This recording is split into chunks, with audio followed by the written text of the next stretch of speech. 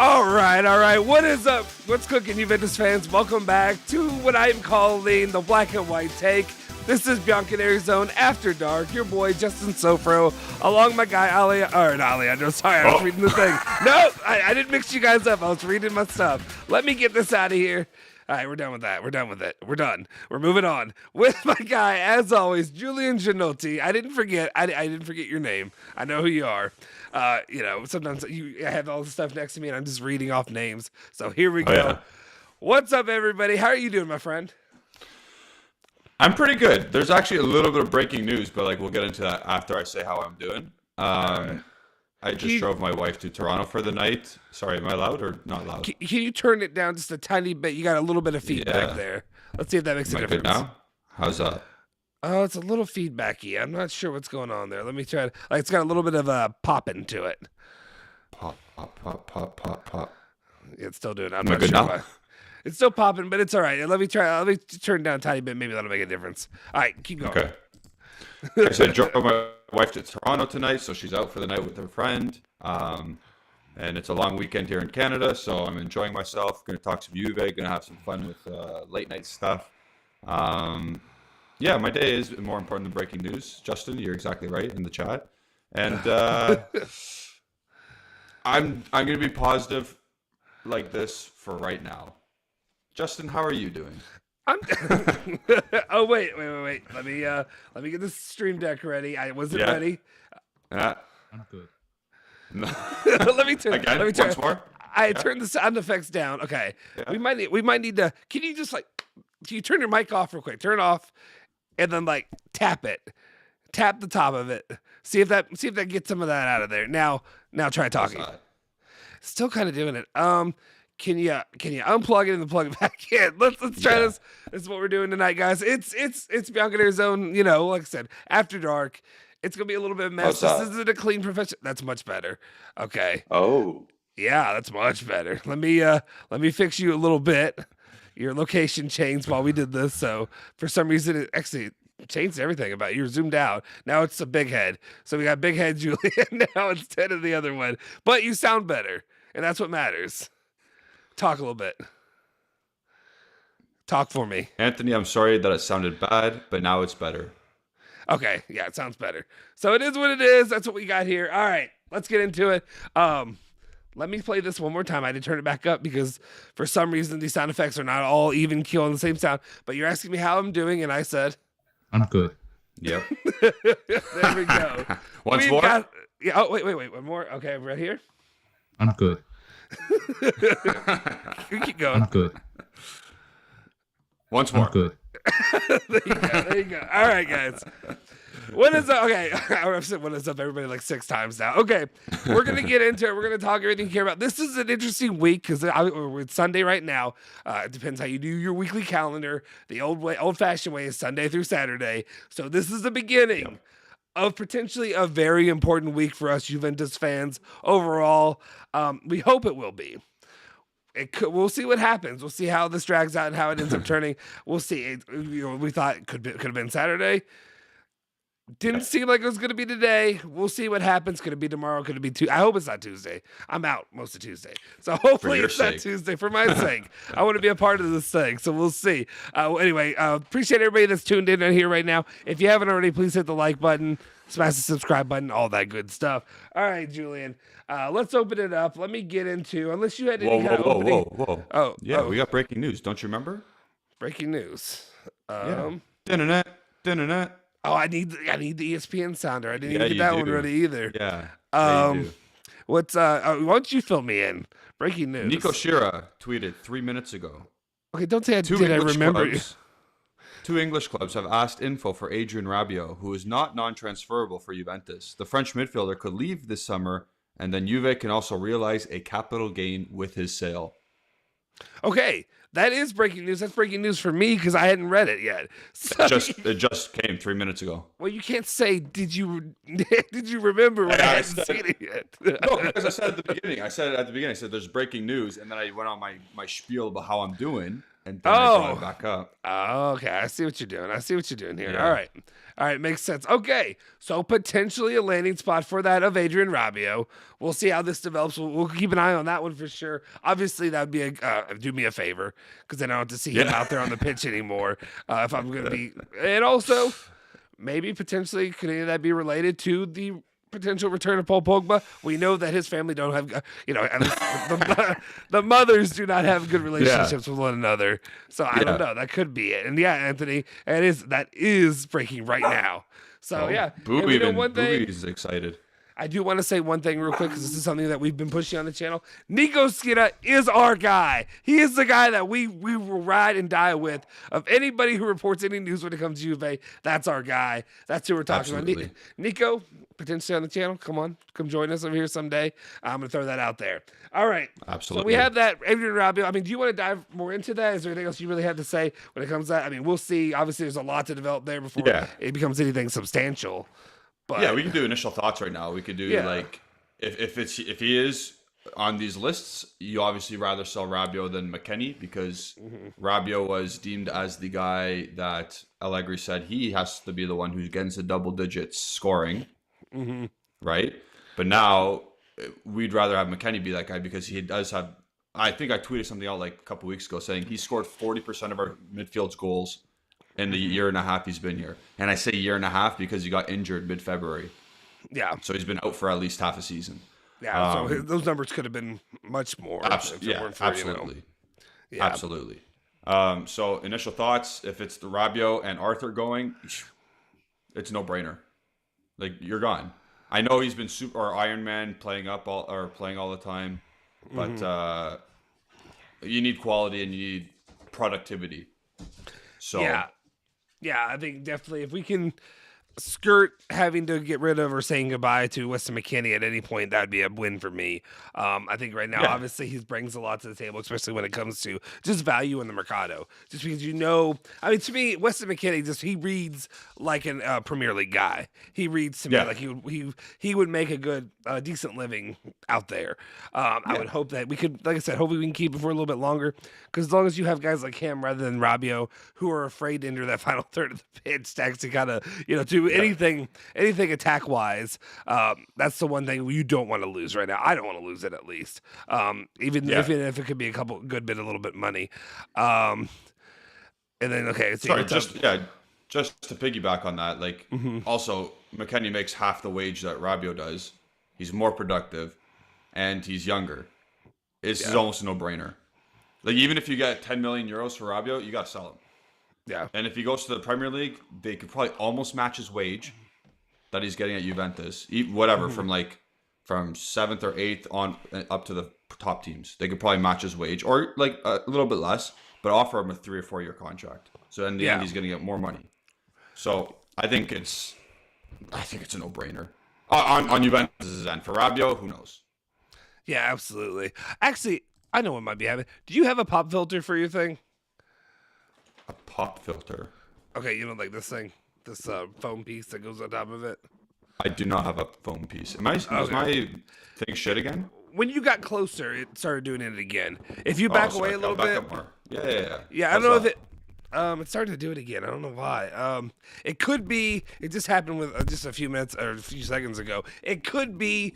It could be a multitude of things. It could be the distance. It could be sometimes plosives when you say a little bit too much, like I don't know how it does with mine. I can't hear me, so it could be that. We'll see. And I mean, if not, we might have to do what we just did a second ago, which is plug it in, take the old. That's how we got our. Let me know if I have to. That's how we got our first kid. Anyway, I appreciate everybody that's it out. Left it in. Well, sometimes you do it a couple times before you leave it in. Anyway, appreciate everybody that's in here. I just want to say what's up, Anthony, Johans, Andrew Finnan, one of our members, as well as my guy Dash. Let's see, Justin Gang. What's up, my friend? Dash saying, Justin, you're our guy. I appreciate that. Then Dash also says, hold up, it's great news, but will Rabiot accept a transfer? Good point. I think at this point it would be. Why is it up there? Should not be up there. We'll put you down here. Okay, we're not professional here. It's not what we do. We don't do professional. Not yet. Yeah, we're not there yet. We're working on it. All right. Dash just comment saying, will he accept a transfer? I think right now, what does he have? Just another season left on his so I think it would probably be in his best interest to accept a transfer, but I mean I guess it just depends. It depends how much they're willing to offer him, what club it is. If he leaves on a free, I don't see him having a lot of opportunities. I feel like Juventus when they brought him in, that was the opportunity to really give him his shot. So I think if somebody actually wants you, do it now. I don't know. Yeah. That's my. Anyway, like I said, we don't want to stick on Rabiot this whole time. Yeah, that was just some breaking news before we actually start the main meat and potatoes of the show. Exactly. Will you go ahead and pull it out and put it back in if you don't mind? Let's do that real quick. Just only for you. Only. Okay. Thank you. I'm just trying to figure out what's going on here. I don't know why. Sometimes it does it. Sometimes it doesn't. I think you sound good again. You haven't talked though. Do I sound good? Much better. Hello? I don't know. Yeah, I don't know what's going on there. We got to figure out what we're running through there. Try talking again. At least I'm not echoing. Yeah, you're good. You're good. I have you turned down a little bit. Actually, let me turn you back up. So because I don't know how loud I am for everybody. Let me know if our levels sound good to you guys. Do we sound equal quality? Let me know that, guys. Let's see real quick. I'm hitting on some of these chats because there's just a couple of them. Yeah, smash the like button if you're here. Thank you, Mazen. I apologize. My eye also can't see out of it right now. And then Anthony, what's up? Julian's mic quality is better than Juve was last match. I thought he was about to say that Alejandro's at least. I thought he was about to say that, and that would have killed me. And yes, Lars. Let me. Keep talking. Okay. Lars, and yes, Lars, I did see Balotelli's goal on social media. I was lucky enough to see that one. And I mean, we're not going to get into this because I would start an argument and say that I would take him as a backup striker for Juventus. I know it's not going to happen, but yes, I would, just because it at least shows he's better than a lot of what we've been dealing with lately. Then Brad, or Bun Bread. I've never seen Bun Bread in here before. What's up, Bun Bread? Guys, I'm curious, how come Juve takes weeks, even months to sign one player, but then Aston Villa signs Boubacar Kamara in a day? There's a lot to go with it. A lot of it was last summer. Let's say that. Last summer's Mercado, Juve only had really one goal, and that was Locatelli. And they could literally stretch that out through the entire Mercado. I don't think you're not gonna bun bread. You're not gonna see that this Mercado as I'm talking to you, my guy Bun Bread.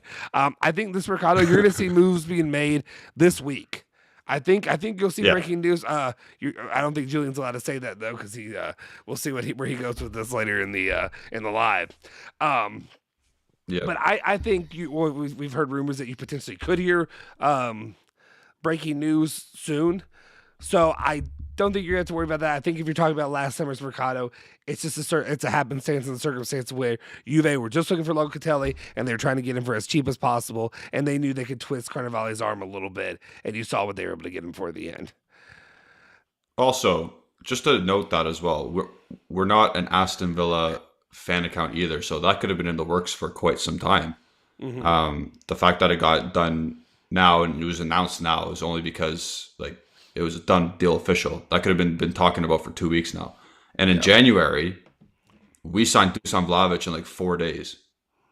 It was rumored, we bought him, he was announced in 4 days.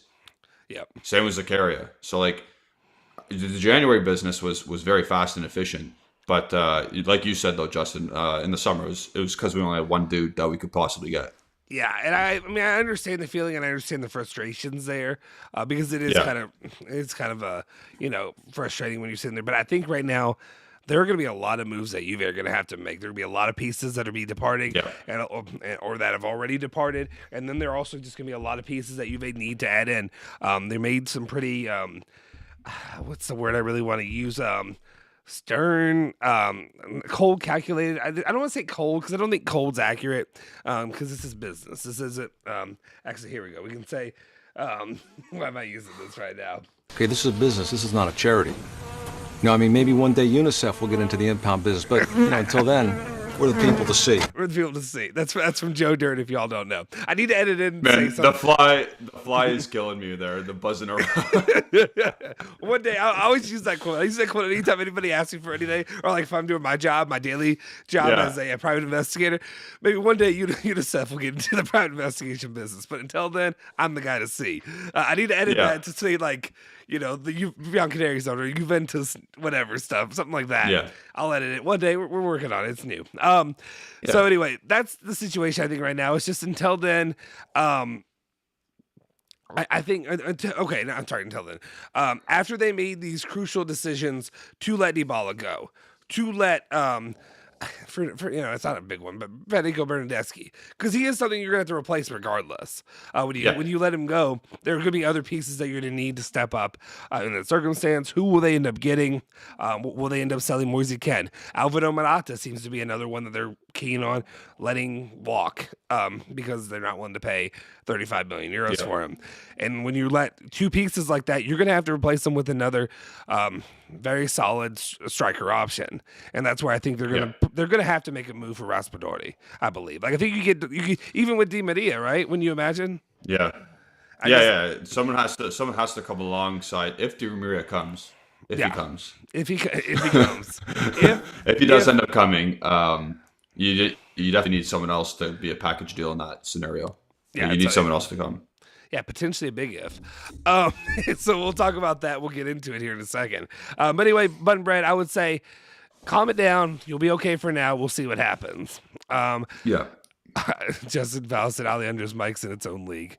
So it is. It's getting there. It's his computer. He tells us, we'll see. Yeah. Okay. Let's get into this, and I'm not ignoring the chat, guys, but I do want to get into this because I think a lot of people tuning in. Obviously, if we're just talking to the chat all day, it may get a little, I don't want to say boring, but it may just get a little bit repetitive if we do that. So we'll definitely backloaded. Yeah, we'll definitely address the chat here in a little bit. We definitely want to get into some of the main topics that we want to cover as well. So let's do that for a little bit. If you have something that you really want to get off your chest, there's a couple ways you can do that. If you haven't already, join the member squad. If you become a member, we are more likely to read those chats because they're highlighted for us. They're the memberships. We value you. As well as if you're a member, you get a free member chat that you can throw up in there. What's up, Jockey Bro? Speaking of which, there's one of our members right there, Jockey Bro, alongside Dash and Andrew and whoever else is in here. We read those. They definitely stick out. They highlight, as well as if you really feel so inclined, and like I said, only if you're able to and want to. If you feel like throw a super chat in there, we'll definitely read those as well and respond to you right away instead of you waiting till later. If you could, guys, right now, hit the like button. It really helps our channel. Okay. Let's get into the first bit of news today. Let me open up my sheet of lies real quick, see what we're going to get into. So obviously this week could be, and do we want to, I guess we're going to start it off right now. I mean, okay. There's two ways. Do we want to go into where you want to go with this, or do we want to talk about what happened today? And obviously Milan securing the Scudetto, becoming champions. That'll be quick, so let's get that over with. You go. You give your spiel. Yeah. On the Scudetto? Yeah. I guess here it is. We come into this, and obviously I feel like today was it wasn't a sigh of relief, but it was almost, to me, it's a lesser of two evils winning the Scudetto this season. It's still an evil. You would rather Inter win it? I did not watch one Serie A game today. No, it's a lie. I watched Udinese Salernitana because of the next part of our show, but I did not watch any top flight Serie A game today. Okay, first off, I'm going to say technically that's a lie because I had the Milan game on behind me, and we had a meeting. We had a 3-hour meeting, you, Alejandro, and myself, talking about the future of this channel and the stuff we're going to bring you guys. And I had on my screen back there, I had the Milan game on, so he saw it. It was on. Yeah, whatever. Your mic's doing it again. I don't get it. Anyway, I'm just letting you know. I don't know if you just want to keep trying. Is it super annoying, or what do you want me to do here? It's when you're talking, you know how it sounds when it pops, like when somebody says "puh" or something like that, and you hear it does that for every word.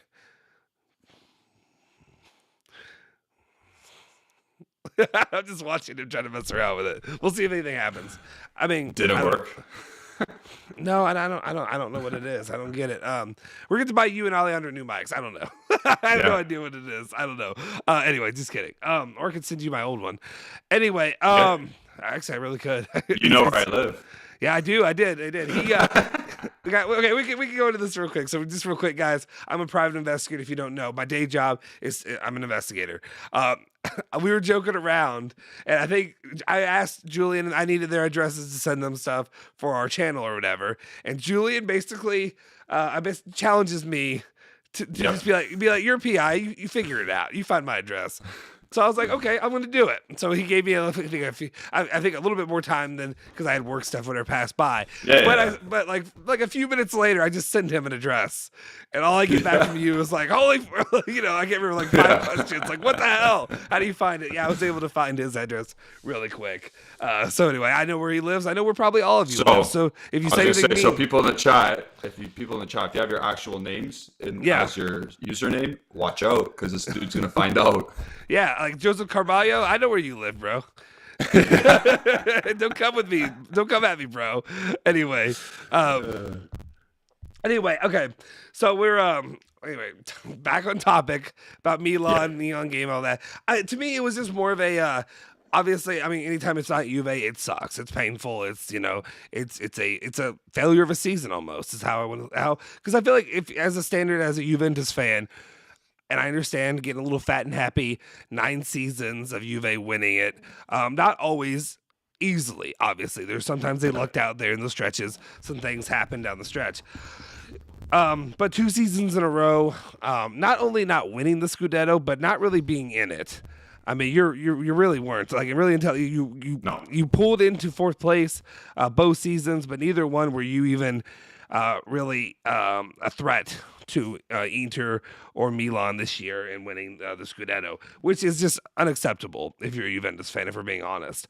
Obviously a lot of players will say that, the coach will say that. Everybody associated with Juventus should tell you the same thing. I doubt that they're going to be upset if any fan would say that and be upset because you should have a higher standard as a fan. My issue is where do we go from here? Where does next season...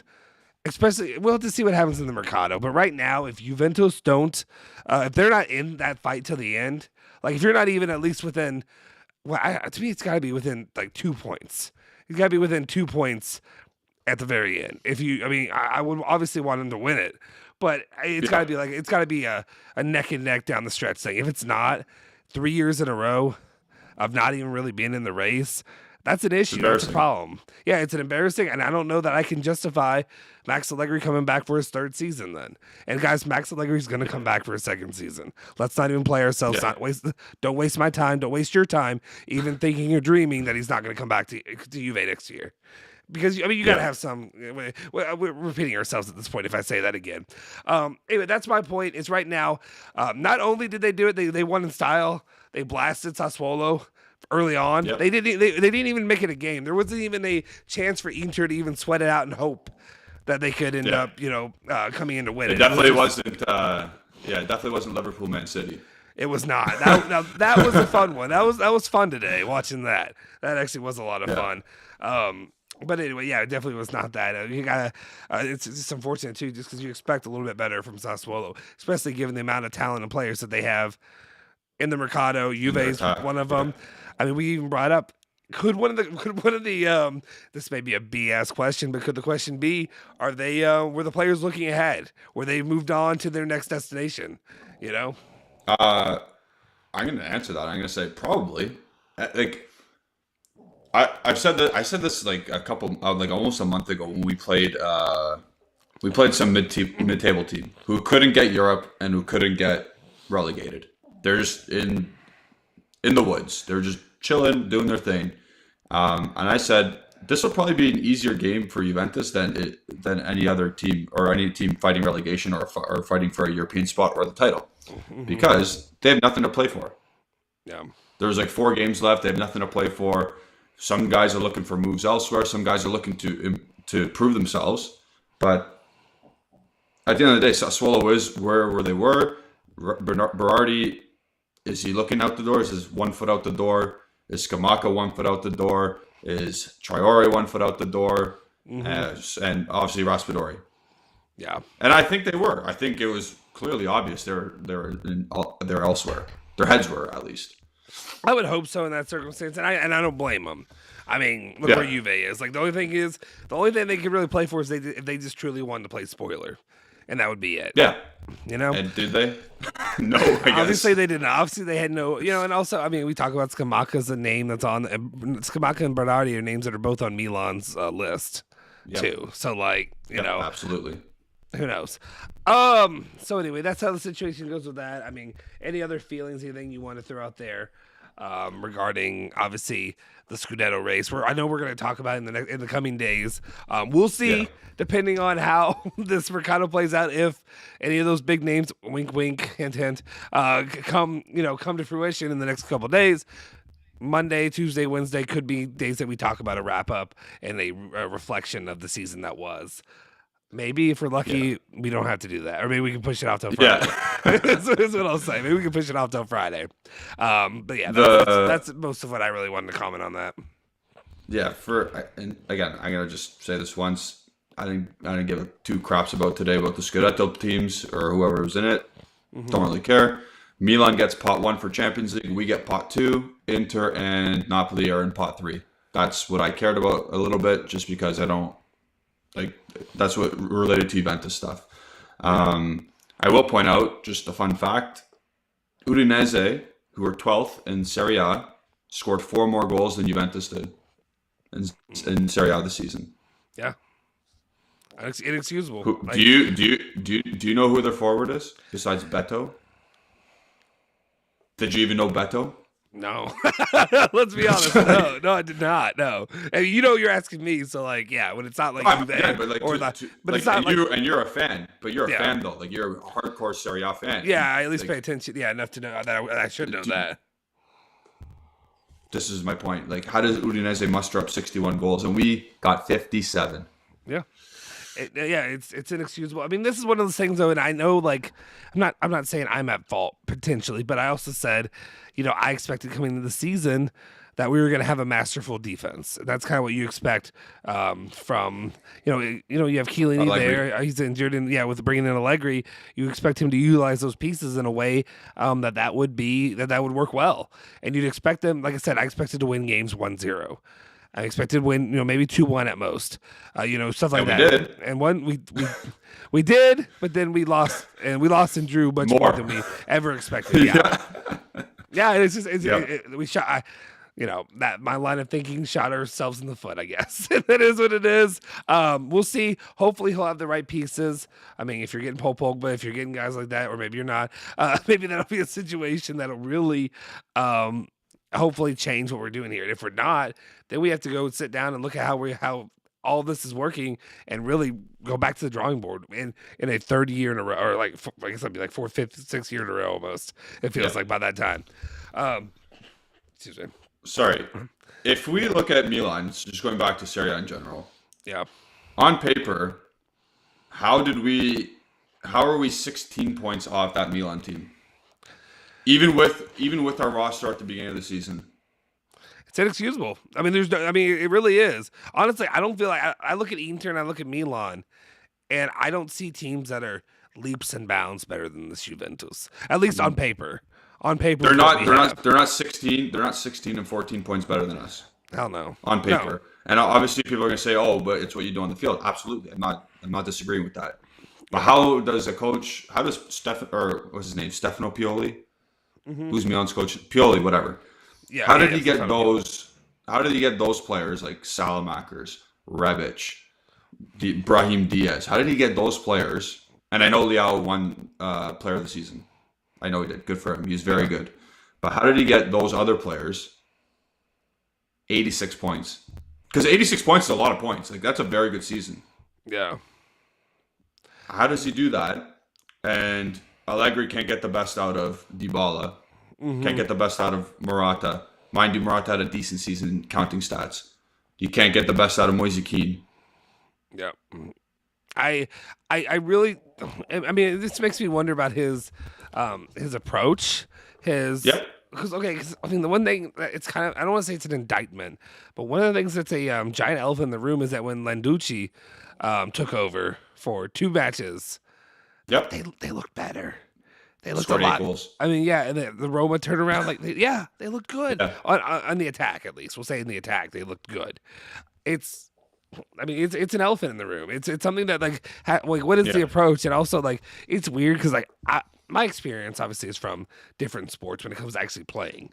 So when it comes, I'm a giant fan of this. So I don't know exactly on the pitch how a coach being there or not really affects it. If it's as much as like, you know, in football, basketball, where you're really calling plays, where it's like you take time out, you make adjustments right there on the spot. Like, because I feel almost like, you let me know as a coach, obviously, you know, is it as easy to make adjustments in a game like this that where it's really, you put the formation, you get the guys out there and hope that it lands right. It feels like. Again, remember how at the beginning of the season, I would always say, this guy has 4 days to prepare for games or 3 days to prepare for games.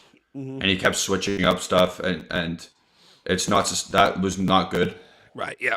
So Milan played a 4-2-3-1 the whole season with interchangeable players, whatever.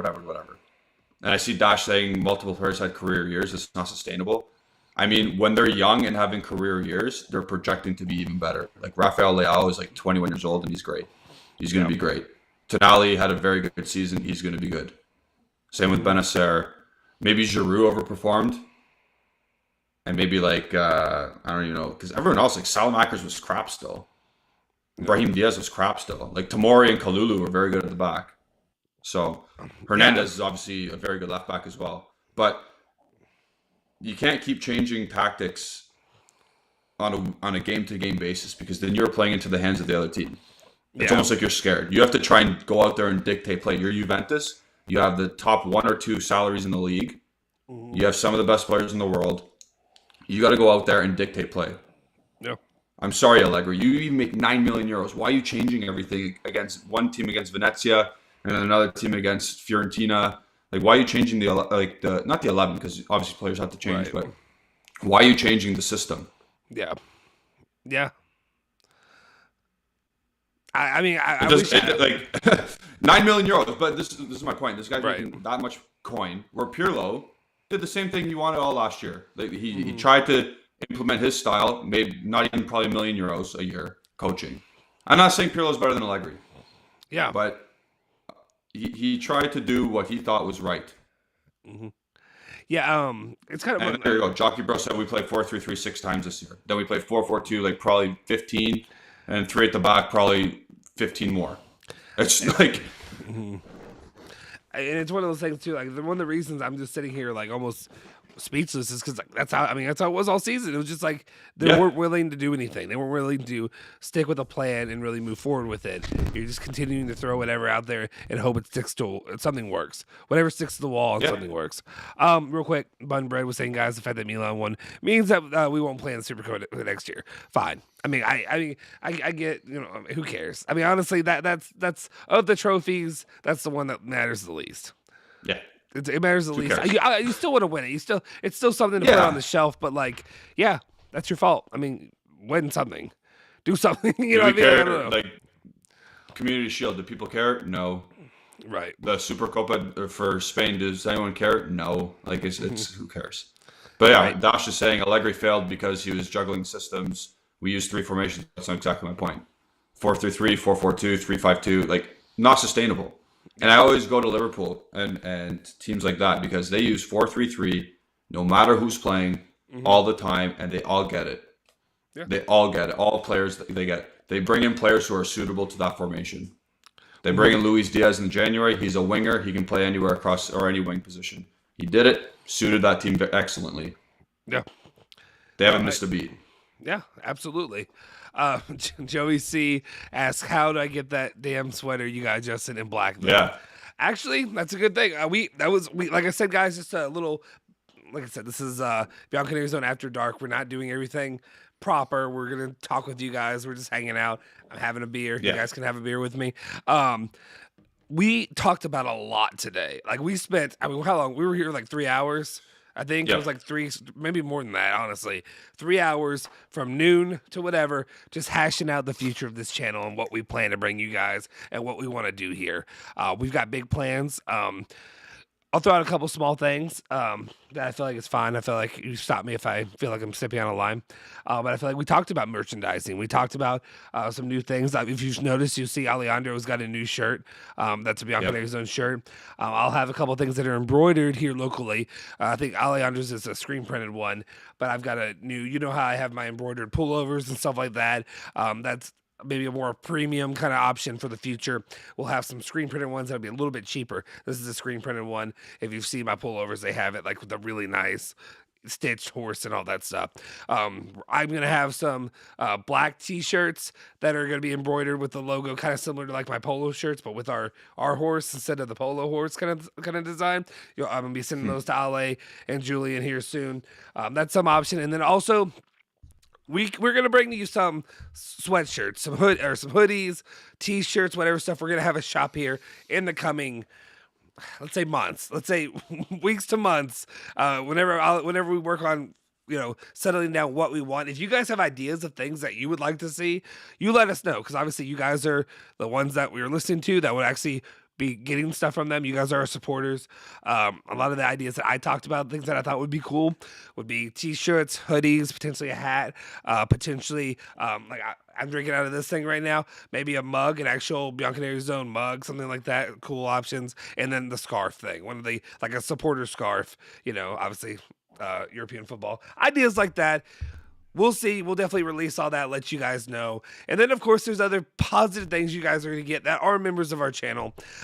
There'll be a more regular giveaway for our guys that are members of our channel, and we're going to do a fun little members-only content kind of live coming in the future that only our members will get to be taking a part in and and have fun, but also have a chance to win some really cool merchandise from what we do here on the channel.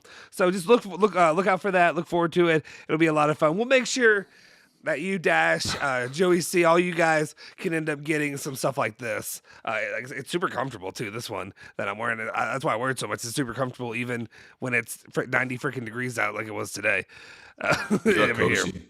Almost like we can Netflix and chill. Yeah, we might. You and I might. I might have to let you slide in and after this. Yeah, exactly. Anyway, Dash is saying, "Yeah, Justin, let's go. I live in the hood." Hood boy. Okay. Yeah. Dash, if there's one thing looking at you, I'd say he's definitely hood. He's definitely the most hood guy. That's one of our members. You can tell.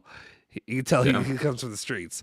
Anyway, what's up, John Cena? What's up, other guys? Appreciate it. Sorry, it'd be hard for me to read everything, but okay, we see there's a couple people saying some stuff. Let's see. I mean, we're getting there, Harris. We're getting there. That's the next thing we're talking about here in just a sec. I'm going to unleash Julian on the channel, and you guys are going to see what we do. I only wanted if Justin signs. I can sign whatever merchandise you want.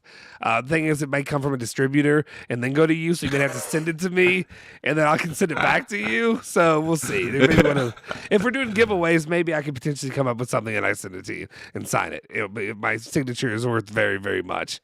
I have many leather-bound books. Anyway, Bianca Arizona Ranch Cup in honor of McKinney. Yes, that'd be a McDonald's. That'd probably be like a Big Mac sauce. That's what that would be. Anyway, okay. All right. Let me check back with my sheet of lies. Make sure we don't skip ahead too far. I guess we can. Let's go ahead and move into it. We already talked about the Sassuolo players and what's going on there. This week, it's the big week. This is a week that could really. I want to say make or break Juventus' Mercado, but really set the stage for what us fans of Juve could really expect moving forward. It could. When I say make or break, I mean it could excite you. It could crush your hopes and dreams. So this week, more than likely, two names are out there. I think one. I guess I kept going back and forth between which one could be the one that would be more likely first. But it seems, for all intents and purposes, that Paul Labile Pogba, as Harris is asking, could be coming to Juventus and could agree to a deal here within the next coming days. Julian, are you ready? I'm going doomsday. Okay. I'm going doomsday here. All right, let's hear it. So yes, Gazzetta dello Sport said he's coming. Yes, Nico Schira said he's coming, and we love Nico Schira. Come home. Come do an interview with us, Nico. Love you. Yes, we love you. However, guy. After Nico Schira and Gazzetta dello Sport, Fabiano Della Valle, respected journalist, the one who broke the Dusan Vlahovic news, reported that Paul Pogba is coming back. A day later, oh, my computer's not charging. Sorry, I just noticed that. Romeo Gresti came out and said, "Nothing's a formality yet, but something will hopefully get sorted. There's another meeting. We know that we've offered 7.5 plus 2.5 bonuses for 3 years. We know that. The whole world knows that. I think some people said 8 plus 2 as well. Whatever the deal is in between that. It is not the same as PSG offering 13 or whatever. Mbappe signed his deal now with PSG. You know, and I know, Pogba has talked to PSG. I'm shit scared. I am shit scared because they can offer whatever the hell they want, it looks like. They basically offered Mbappe an island. Just in signing bonuses. Why wouldn't Kylian Mbappe, World Cup winner with Paul Pogba, say, hey Paul, come over. Come play in France. Come play with Messi for more money than you're going to get at Juve. Come play with Neymar. Come play with me. I'm scared. You're on mute. But I'm a little bit scared. Because I'm scared if PSG get another meeting with him, okay, they can convince him. Because they convinced Mbappe to go away from his boyhood dream club. I'll be honest. I'm not worried. Not even an iota. Yeah.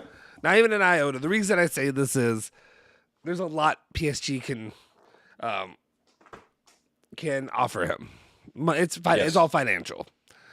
Absolutely. I feel like Paul Pogba's been offered the world here the last few years or so when it comes to money, and like when he came from Juve to Manchester United, he was taken care of financially. He's doing well. If you look at that Ferrari he drives around or whatever it was, he does well. He does very well. Yes. There's something that PSG can't really offer him. And this is going to sound cheesy. This is going to sound dumb. Oh, it's love. Yeah, you're right. Not just love, but I feel like it's the love of a father. No, I'm kidding. No, I'm not doing that. Not doing that. Not doing the Max Allegri dad thing. But what I'm saying is what they can really offer to him is almost, I would say, I mean, it is a little bit, it's like returning home. That's what it is. The comforts, the security of home. And what I mean by that is you're in just a tumultuous cesspit when it comes to what Manchester United is right now.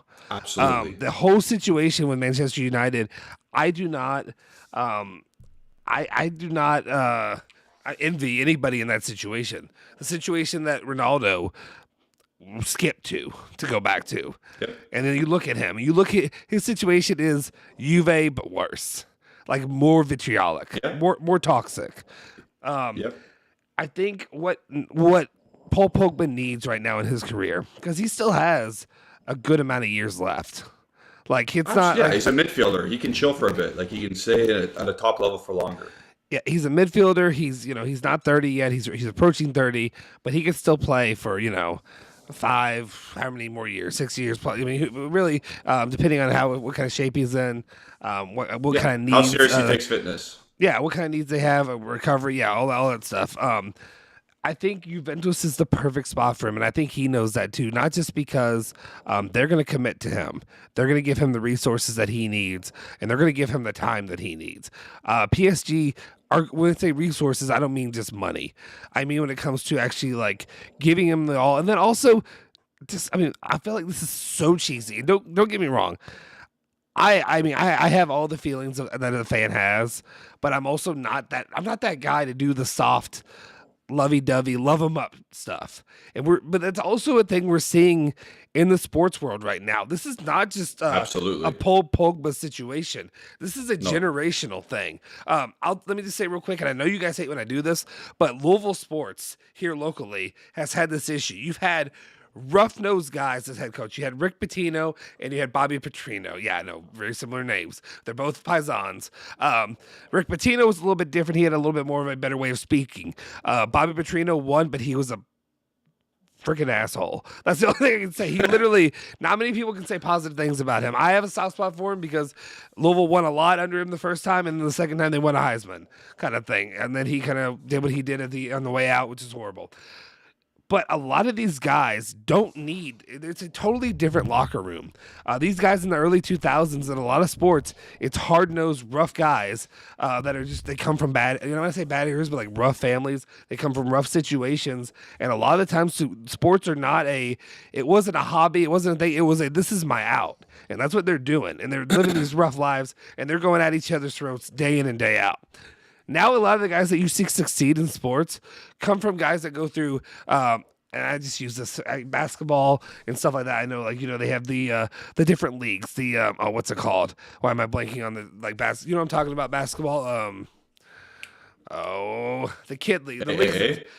Or AU. No. AAU, Yeah. thank you. The AAU leagues and stuff like that. These are guys usually that have their families they ain't poor.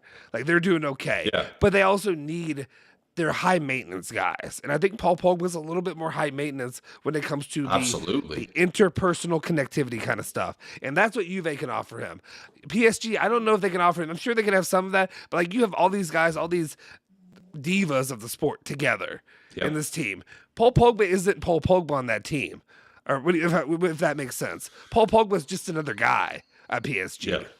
Paul Pogba's just going to be, he's going to be one of the lesser guys. You got Messi, Mbappe, you got that whole team of, divas, of top players in the sport. And Paul Pogba's up there in the midfield, but he ain't it right now. And I just feel like if he goes into that situation, one, he's not going to be the star. He's not going to be, he's not going to be doted upon by the fans, by anybody at the same level that he will be in Turin, at Juventus. Guys who the fans love him. The fans literally, he is family. Like he says, Turin is home. And again, I'm not trying to be. This isn't that channel, but this is honest. This is how I honestly feel. I think that he. It's a heart thing, and that's all that matters is that Paul Pogba's heart's in Turin. It's so cheesy. I literally need to go wash my mouth out for saying stuff the way I did, because that's not who I am as a fan. I'll be honest, that's not me. When I play, either played sports or done stuff with sports, that's not me in my life. This stuff kind of makes me cringe. I turtled up a little bit right now just saying that is what I'll say. Anyway. I get it. I understand. Yeah. So PSG just fired Pochettino. They just fired their sporting director, Leonardo. They're getting a top guy called Luis Campos, who is a very good scout or whatever. That does not matter. It does not matter. But they are dealing with some management turnover at this moment. Is there any, if they get in a coach to rival Allegri, because obviously Paul Pogba is comfortable and loves Allegri. So if Zidane ever were to go, but he's not going, so that's out of the question. But if Zidane was to go to PSG, that Paul Pogba would be signed with PSG. There's no question about that. However, if there's a coach that Paul Pogba likes going to PSG, they're offering him almost 1.5 times the amount that we are. I think he's still Paul Pogba. He's still going to stand out, right? Mm-hmm. He's going to stand out in that team. He's an excellent player, and I'm not pooping on Pogba here. Go watch, and people in the chat who are pooping on Pogba. Pooping on Pogba. That's our new segment. Pooping on Pogba. If you're pooping on Pogba, I have the coach's corner ready to go already. It's done. Yeah. It's waiting to be sent as soon as if he signs. But new flashy thumbnails. He's not. He's not a finished player that people think. I'm just gonna tease it. You'll be surprised of what you see. You're gonna see. I'll tell you right now. I haven't even watched it, but you're gonna see Julian get down on his knees and go at Pogba. Almost, pretty much. That's basically what you're getting from him. He loves my jersey's still right here. I do. Look at this. Yeah. I never burned my jersey. Number 6, original OG gang. I never burned my jersey like my cousin did. Yeah. I was hyped on Friday night when that news broke and we were on live and I was like, that's incredible, blah, blah, blah. I was hyped. Yeah. And then now that I know that there's another meaning, it's not officially it's not crossing the I's and dotting the T's or whatever. I said that wrong backwards, but it doesn't matter. Yeah. Kylian Mbappe staying at PSG. Kylian Mbappe does what he wants now for PSG. They got infinite amounts of money. I'm a bit scared. That's my doomsday speech. I mean, it's fair. I mean, it's definitely a fair fear to have. I think if that happens, and like, I mean, I've said what I can to really combat those fears. I think I did pretty well with that. But if that were to happen, obviously Juve are going to try to come back to the table again. Would they offer more? I mean, you're not going to outbid. You're not going to win a money whipping PSG. I mean, they literally have the infinite money cheat code, which is fine. If money is all that matters to Paul Pogba, that's fine. Go ahead. Like, I mean, I'm sorry. Nobody's going to win that war. Maybe Manchester City. Maybe they could do it. But that's about it. But Paul Pogba turned down Manchester City, so it's not all about money. There's a little bit there. Supposedly it was because he wasn't going to go from Manchester. He wasn't going to go from United to Man City. But that says something to me. I don't know. But Kiki, do you love me? Are you riding? Really? Dear Lord. Got some Drake in this. It is a little. You got your Drake in. You got your Drake drop. Yeah. Marco agrees with you. He says, "I really get both your points, but I'm so scared that they're going to steal him, especially if he saw our last game." I think the last game. Here's the thing. That doesn't matter. I'll say this. I understand what you mean. It's the end of the season. Juve don't care anymore. Maybe they tried to win it, but they really didn't put all their effort in. But also, I think if you're, to me, I feel like if you're a top competitor and you see that, you're like, or you're not even a top competitor. If you think you're better than all of them, you'll be like, oh, I'm gonna go in there and I'm gonna look, I'm gonna own that midfield. That's what I'm gonna do. Yeah. Kind of thing. So I don't think I think you see that and you're like, okay, I'm good. I'm Gucci. Let's go in there. Yeah. I see people. Let's see. John Cena saying plus the new PSG sports director might not like signing Pogba. Yeah, Luis Campos. Yeah. Then Enzo says he likes to identify talent. That Luis Campos guy. He doesn't really go for the big guys. But again, Kiki. Yes, do you love me? Anyway, Enzo says to be fair, I don't think Pogba would be a legend in Juve, so he definitely wouldn't be in PSG. I don't know that he's.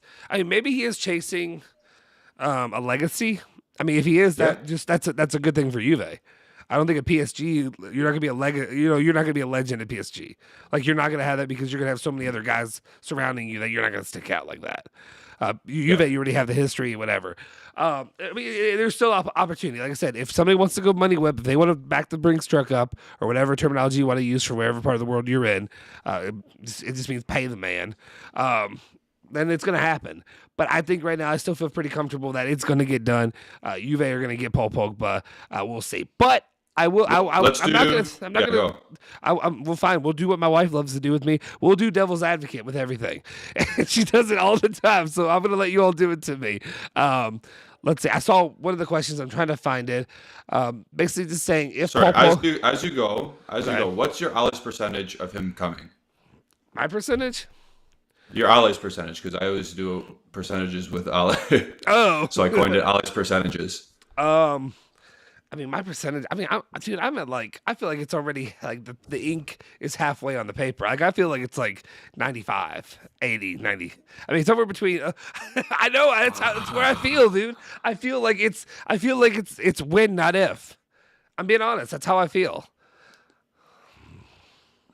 Okay. So me and my buddies we have a little thing called reverse jinx method where I say stuff that I don't want or that I want to happen that's not going to happen. Do you know what I mean? So that's what you do this whole time. So I'm trying to reverse jinx it into actually happening. So I'm saying like, oh my God, I'm scared Paul Pogba is going to leave or not going to come and he's going to jump ship right away. Mm-hmm.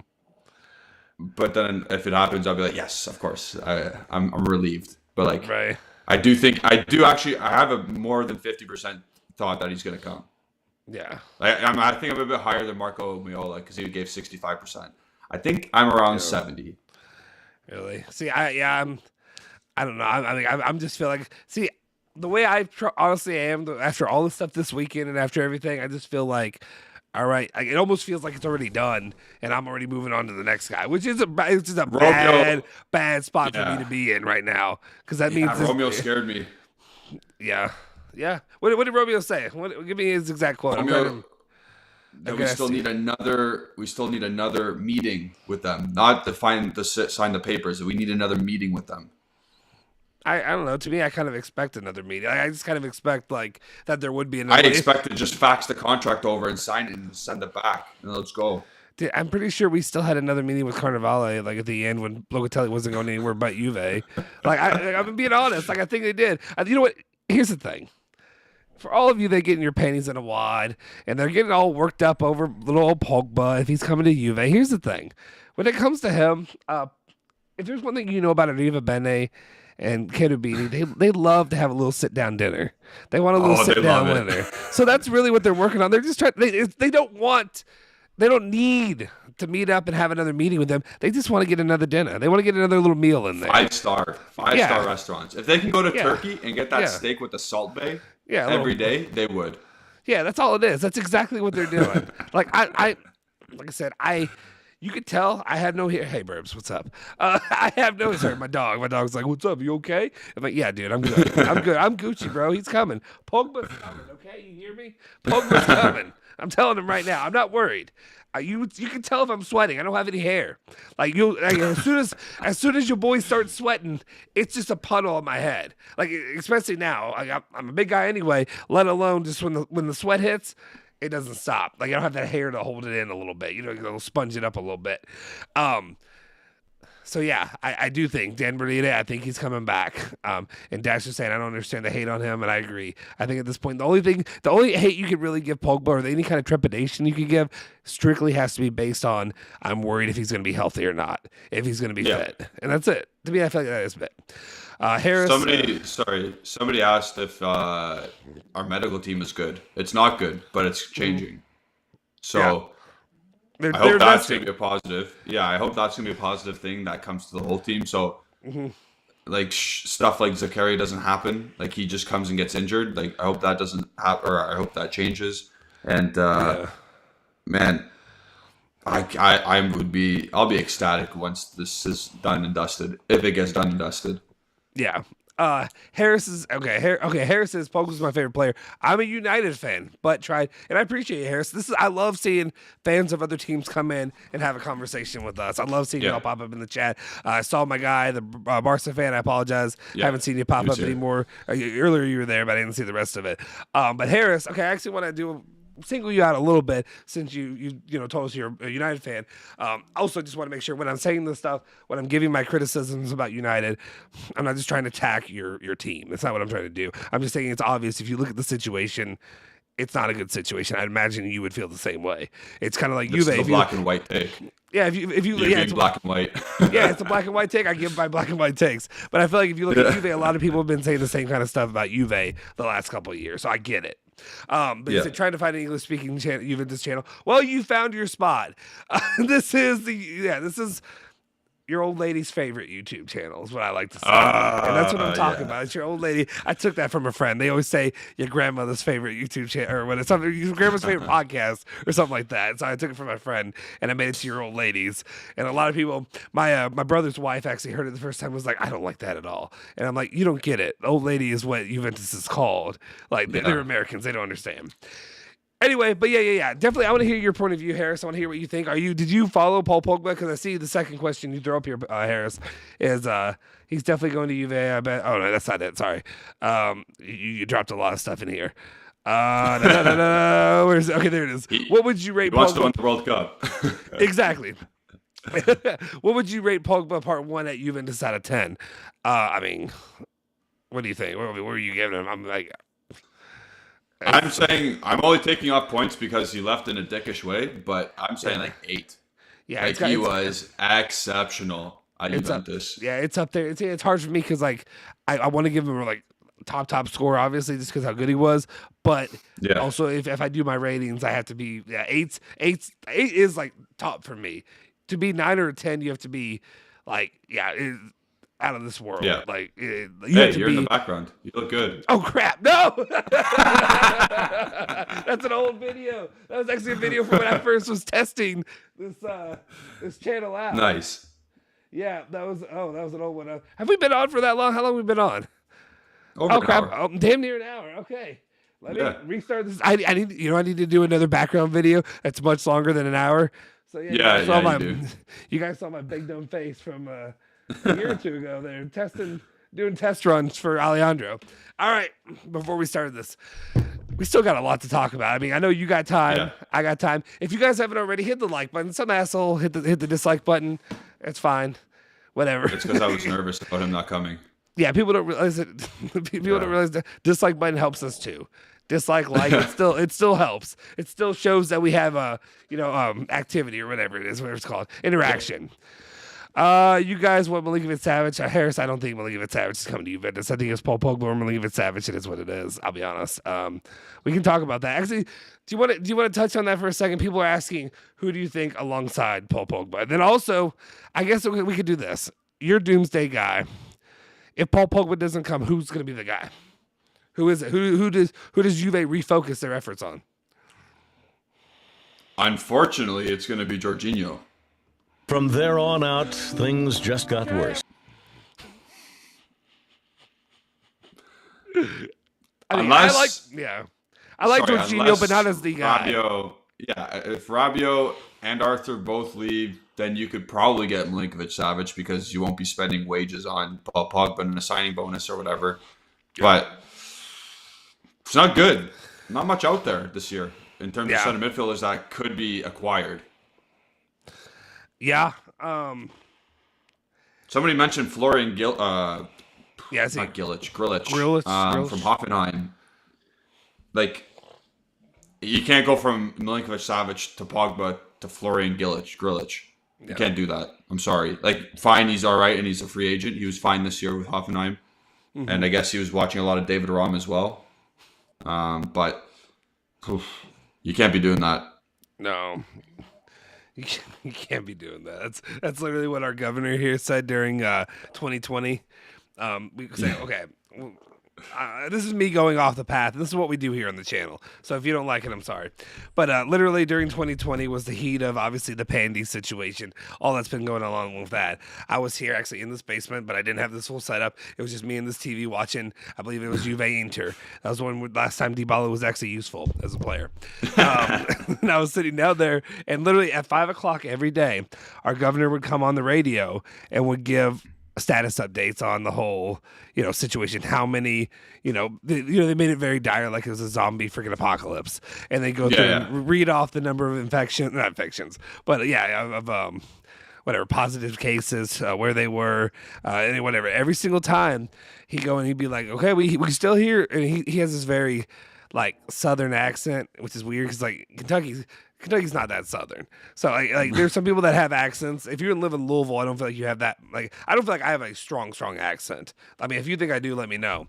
But like compared to like some people, classic, typical American accent, you're fine. Yeah, it's just like a very generic, like, I mean, I live in a quote unquote city, Louisville, instead of living out like in the county. Then you get some people that are all very, bless your heart and all that crap and whatever start, that kind of stuff. But he's got this like southern accent. He was just like, I can't remember what exactly he was saying. There's still people going out there, and they're out there, and they're just gallivanting. They're not wearing masks.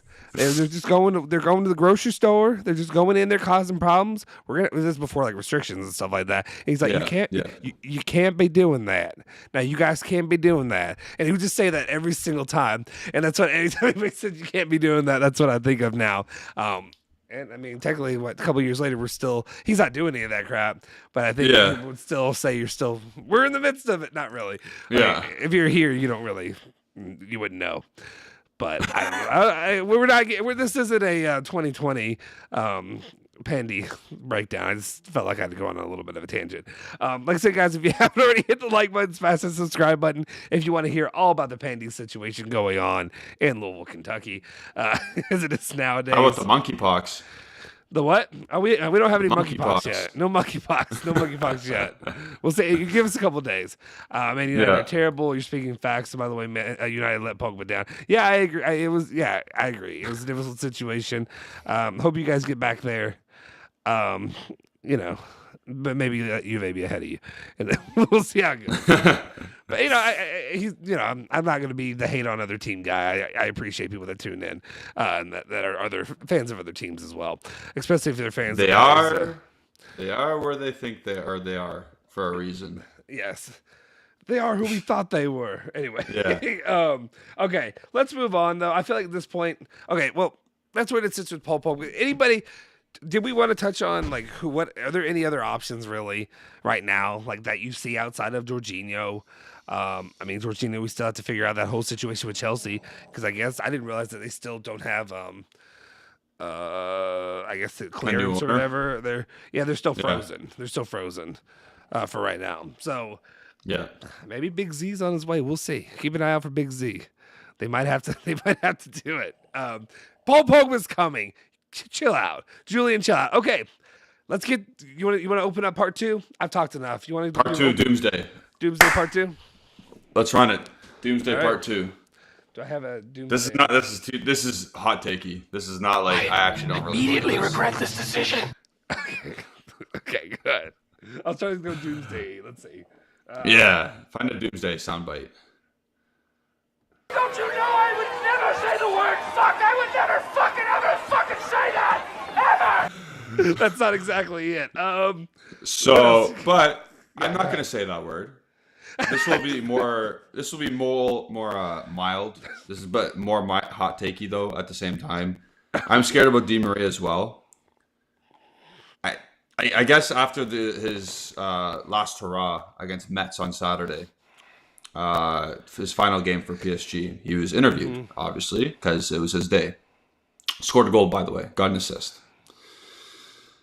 Guy comes after and says, I have not decided anything after being questioned about strictly Juventus. Are you going there? He said, no, and chuckled.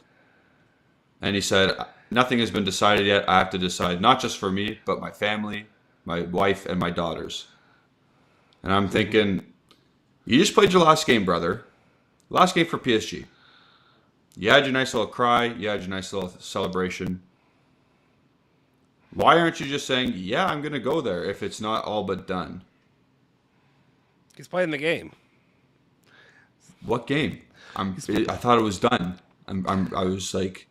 It's not done. Until the ink's on the paper, it's never done. Okay, so there you go. There's Doomsday. Okay, I know it's Doomsday. Here's the thing. I'm going to be the beacon of hope for everybody. Yeah. My thing is this. I am a little bit, but I'm also more willing to listen to Doomsday on Di Maria, oddly, than I am for Pogba, if this makes sense. Because I think I even had it in my notes that I sent you for our show notes. I even said, worried at all about Di Maria. Yeah, I put that. Worried at all about him. Yeah. Because of those comments and the way that they were said. My thing is, people always take so much stock into what players say when they ask them specific questions like, "Are you going to Juventus?" I've lived a life here when it comes to coaches at my local schools where you ask them, "Hey, Texas are interested in you, Charlie Strong. Are you going to Texas?" And he's like, "I'm not cut like that, man. I'm not cut." Or he'll say, no, I don't talk about other jobs. I don't talk about other places. I'm talking whatever. Tennessee came to Charlie Strong. I'm not cut like that. All that stuff. Yeah. Rick Pitino, who would never go because, I mean, no offense, like Louisville's a way better school for basketball than most of the schools that are coming after him. There's very few jobs that are above. There's like 5 jobs, maybe higher. But at the same time, they always do that song and dance, that game, that, I don't talk about other jobs. I don't talk about anything like that. I don't talk about whatever, or no, I'm not going there. They always shut it down. And then they lie. They lie to your bleeping face because it's what they do. That's what you do when you want to get money, when you want to have a job somewhere, whatever it is. The deal's not done. The deal with Di Maria is not done. So right now they're still working on. That's what I'm saying. They're still working on. Okay, I know that's why you're worrying. No, the reason I say that it's not a thing to worry about is because it's all contract negotiation stuff. It's always, he could have another option. Have you heard any other options when it comes to Di Maria of where he could go to? My cousin-in-law's boyfriend said Benfica. I was like, nah, you're dumb. At least make it realistic. Yeah. But man, that kind of startled me. I was like, wait, you're done there. Just say, yeah, I'm gonna go there. What's your problem, bro? The only reason, I don't know. I could be swayed a little bit more just because I know that when it comes to him, that he does not foresee a long future in Europe. Yeah. Like he wants to get back to going to Argentina and to play for Argentina, but also to play there locally, probably to finish out his career. Yeah. Go back home, do the swan song, whatever have you. That's the only way that I'm really nervous about it right now. Like I said, I feel more secure in Pogba than I do him, but I'm still sitting in the boat that these two are going to get done. It's a matter of when, not if. And I think this week is going to be the week. I understand your feeling on it. Okay, here's my question to you though. Between those two players, and I mean, this is probably an easy answer, but between the two players, which one would be a bigger hit that you don't get? Is it it's obviously Pogba, or is Di Maria? But Di Maria also is there's a lot of positive things that come from signing him. Obviously, you're getting him on a free. You're not having to purchase the player. It's not a long-term investment. It's a year, maybe 2 years if they want. That's probably maybe that's what it is. Maybe that's what they're trying to finalize. Is because we know the 1 year deal, but we don't know about 2 years. Like no, it's not guaranteed when it comes to his kind of negotiation. That's where I sit with it. Juventus is strictly going I think you're hit the nail on the head there. Juventus want 2 years, the 1+1, because of the decree in the Italian state law for taxes. You get more, or you get a bigger tax break if he signs for 2 years. Is that what it is? Okay. So, yeah. So if that's the case, obviously Juventus is pushing for the 2 years. Di Maria is probably like, I want one and done, and that could be what's it called? A stalemate point. Yeah. But that's why I'm also kind of worried but again, with those two in particular, I don't know if this is just Premier League posturing, but Fabrizio Romano is more keen on Di Maria coming to Juventus than he is Pogba coming. Yeah, he's been hush-hush about Paul Pogba. Mm-hmm. And that's weird for Inter guy. Yeah. Yeah, weird for Inter guy. But he's been he's been tweeting, or not today, but a couple days, or yesterday when he had his last game. He's like, Di Maria just played his last game, scored a goal. He's talking with Juventus right now. Nothing completed yet, but it's advanced. So yeah. Well, I should be more relaxed about this one because I am. I am more relaxed about Di Maria because I think someone said, where else is he going to go? And you said that as well. Yeah. That's my thing. I haven't. Pogba, we know the love triangle, right? We know the suitors. We know the money. We know all that stuff. Di Maria, I've heard next to nothing. Benfica, fine. I mean, I feel like if you're going to go somewhere, if you want to close out your career, you're leaving PSG, Juventus would be the way to go because you still have a chance at Champions League glory or whatever you want with them. We'll see what happens. Let's see. Let's see if anybody else has any thoughts when it comes to Di Maria. Harris was just saying Di Maria still works hard. Yeah, I agree. I think he's still a solid option. I still think he'll end up coming. Edgar. Okay, Edgar, we'll cover. He says, if you mention Zaniolo, also mention Icardi. Even this dude. I love you, my guy. You're always doing this to me. You got to come with it. But I get it. Honestly, give us a little bit of time right now. We're stuck on this one. Zaniolo's not happening. You guys, it's just me having fun. I mean, we'll see. I mean, it's more likely than Icardi because we've heard rumors of it. But Icardi, something could come back, especially if Juventus lose that many attackers, that it may be a name that comes in at the end of the Mercado. You're feeding the fire here, man. Don't feed that person. It wouldn't surprise. Would it surprise you though if the name reappeared at the end of the Mercado and they're just like Juve are potentially looking at getting him because they've swung and missed on every other player that they really wanted? Honestly, that's the link in August 28th. That's a link. Yeah. It's not a link May 22nd. Mm-hmm. But I will give him the respect and the hustle, the hustle that Edgar does. Every single video, Mauro Icardi is mentioned by Edgar. He hustles and he pushes it, but he supports the channel. He's always commenting, always liking all that stuff in the videos, in the whatever. I sounded like what was it? You come to death row, you're not gonna have the producer dancing in the video, all up in your, I'm talking about. That's gonna be me. Anyway, but I think overall, it could be an option. Going off of that, though, Marco asked over here, what other options do you guys think we have for the attack after signing Di Maria? Well, I think the first obvious one is, before we answer this, guys, smash that like button if you guys are in here. I see there's about 30 of y'all in here. Can we get to at least like 30 likes? That's all we ask. We're doing these nightly ones, these late night ones that I feel like we're hoping to really, I think, cater to another audience. Obviously, with Juventus fans that are in North America, South America, Central America, and then also Asia, Africa, all you guys that are out here. We appreciate you guys that are tuning in for this one because it's a little bit different. I think, obviously, to me, my number one, like for me, my fun pick that I think they're going to get is Raspadori. That's a guy that I really like for the attack. If we're talking about it, so you're looking at if Di Maria signs, then you're bringing Raspadori. Then you have Vlahovic. You have Chiesa, who's recovering and hopefully can get healthy and will be back with the squad. You have, who else am I missing? Di Maria. You know, I said Di Maria. That was the second one. Oh, did you? Okay. Yeah. What about I mean, I don't know. Kyle George doesn't seem like he's going to be a guy that sticks with this team. Like even when he gets healthy, and I don't know. He won't be healthy until December. So yeah. So I was just going through the list. Oh, Moise Kean. Moise Kean's another one who probably is going to end up staying because you don't have a lot of options unless you're going to do a deal with PSG or potentially, I think West Ham was the latest one that popped up that was interested in his services. Problem is, since if Morata's going, if he's going, you're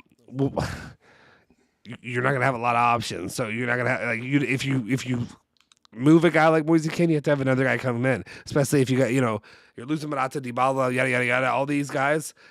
You have to have enough guys to help with Vlahovic, and you just know that Juventus is so injury prone, no matter if the guy comes in healthy or not, that you're going to have enough guys to back him up. Are we going to bring out what was it? Artanovic, or who's the guy? What's the name? Arnautovic. Yes, thank you. We're not talking about him. I'm not doing that. No. Let's see. Dash. Sorry. Yeah. So Dash mentioned the Giacomo Vrioni, and we'll get into him in a couple seconds, but. I think if Raspadori, Di Maria, and I think Morata's replacement is going to be Morata, because I think Atletico's going to bow their knee or bow their head to Juventus and say, okay, no one else is coming in for him. You want him for 20 or 15, take him. Yeah, nobody's going to spend that kind of money. Yeah. Well, Juventus is. Right. Well, they're going to spend 15 to 20. They're not spending 35 though. Okay, that's what I mean. Nobody's going to spend 35, and if it's going to be it's going to be 15 or 20. Why not go with the guy who brought you? The guy who loves the guy who loves it here, the guy who gets double-digit goals every year. Yeah. Why not bring him back? I support that decision for 15 to 20 mil, 100%. And I think it will happen at the end of the window though. Mm-hmm. I think Atletico is posturing right now. And I don't think Arsenal's going to sign him for that much. I don't think who needs a striker. I don't even know what other big club needs a striker. But I think he's coming here. I think he's going to end up staying. But if it's Raspadori, Morata, and Di Maria replacing Morata, Dybala, and Bernardeschi or Keane or whatever, I think that's more than fine. Yeah. And I tend to agree. Sorry, go ahead. I was going to say Giacomo Vrioni is interesting, like Dash brought up, because he did have a 20-plus goal season in the Australian Bundesliga. That's the league that Haaland came from, where Adeyemi came from, and now he's gone to Borussia Dortmund to replace Haaland. So Vrioni's interesting. He's a little bit, not, when I say old, I mean in prospect terms. Mm-hmm. He's a little bit older because he's 23 or something. Is he an internal solution? That's going to have to be a preseason decision. Because, yes, he scored 20 goals in the Australian Bundesliga. Is he going to be better than Vlahovic, Keane if he stays, Morata if he comes back? Is he just going to be down the pecking order here? And are you just going to send him to... Vrioni's not going to want to play U23s. Is he? He just banged 20 goals in the Australian Bundesliga. It's better than CIC. Right, yeah. Two things. Well, it's not even, it doesn't even have to do with him. That's the thing. Yeah, he could be an option. What about Sule? We're forgetting him.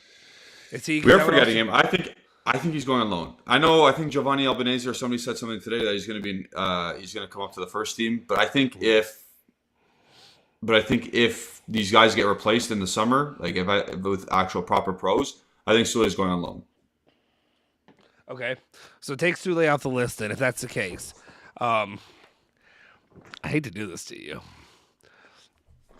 A player that's been utilized more in the attack here lately than the midfield that Juventus are rumored to be linked with. Maybe they could potentially either use Rovella or McKinney in a swap deal potentially with Roma, who own a player that potentially could be another attacker for Juventus. He should not be named. Nicolo Zaniolo could be an option that the club could definitely look to, as like a reserve role, maybe. Maybe that's something they could do. I don't know. A couple things with that. Couple things. Yeah, couple things. Okay. Roma's going to ask way too much money. 2 years left on his contract. I don't see Juventus paying an arm and a leg for him at this point because he's probably just as injury prone as Dybala. Scored 2 goals this year in Serie A. Like, center backs outscored the dude. Here's the thing. Semantics, I think it's just his midfield's not creating for him. And that's really where he's struggling. It's just, he has to have a good midfield. So, and the worst, if he goes to Juve, he'll have that good midfield. That'll definitely take care of him because you're going to have guys like Pogba and Jorginho just slinging that thing. What's Tammy Abraham's problem then? Why was he so prolific? His problem is that he's kind of a ball hog. Honestly, he's a glory hog. And that's his issue, is he wants all the attention. He's not willing to help. He's a bad teammate. And that's the thing. You don't want guys like that on your team. Tammy Abraham, it's a disgrace. Honestly, it's a disgrace. And I think Zaniolo needs more help. And that's the problem, is you can't have guys that are hurting. He's literally doing a disservice to his game. And that's why you just can't have Zaniolo with guys like that. You need Zaniolo again, alongside guys like Vlahovic, like Di Maria, Pogba, and you'll see him flourish. And that's just what it is. I mean, if it's not Zaniolo, I would be willing to go back to a guy, an older name. That's what he's willing. This guy scored more in this game than Zaniolo scored all year. I mean, I'm just saying, if you want to go back to little Mario Balotelli over there, and you want to bring him in as your reserve striker, I just see that would be a good move for Juventus. Probably get him for very, very cheap. Maybe a little bit of resuscitation of his career. You see, he's still capable of scoring. He probably scores more than half of Juve's. I don't. Let's be honest. I have not seen every game that he's played, but Mario Balotelli, I still give him a shot. Like, you can get him for real cheap. I'm sure you can get him for real cheap. Oh yeah. It would be free. It would be free. You give him free. Bring him in here. I think it'd still be better with a lot of stuff we're working with. So I was just saying. Anyway, he scored 5 goals today, by the way, in a game. Yeah, including that 6-step over Rabona finish. He scored 4 other goals in that game. Are you serious? I know 5 goals. I know he plays them with the Turkish league or whatever, but at the same time, like that's still kind of impressive. That's still impressive either way. I mean, it's me playing with middle schoolers or something like that, and that's the equivalent. But it is what it is. Marco also said, "Yeah, exactly. We need a live Vlahovic, Di Maria, and Raspadori. Is that enough number-wise? We covered that. This is Quadrado can play up front. Yeah, Quadrado is he's on a slide. Like I don't know. Quadrado is quintessential man and team. Yeah, he's a guy. Right, guys. We got nearly 30 people in here. We still have not reached the 30 whatever. Can we just get that like? Can somebody just throw me a freaking bone here? Can we get a like in here? Can we get a couple of likes? Just a couple of likes on the video. I appreciate it. Otherwise, we'll just shut it down right now. Yeah. And it's fine. It's fine. We can go to bed. We'll go to bed. We'll take a little nap. It's cool. Irvin says the summer will be crazy. The management will surely be tested. And hopefully they have a successful summer market. I mean, we have obviously it's easier said than done getting these deals done.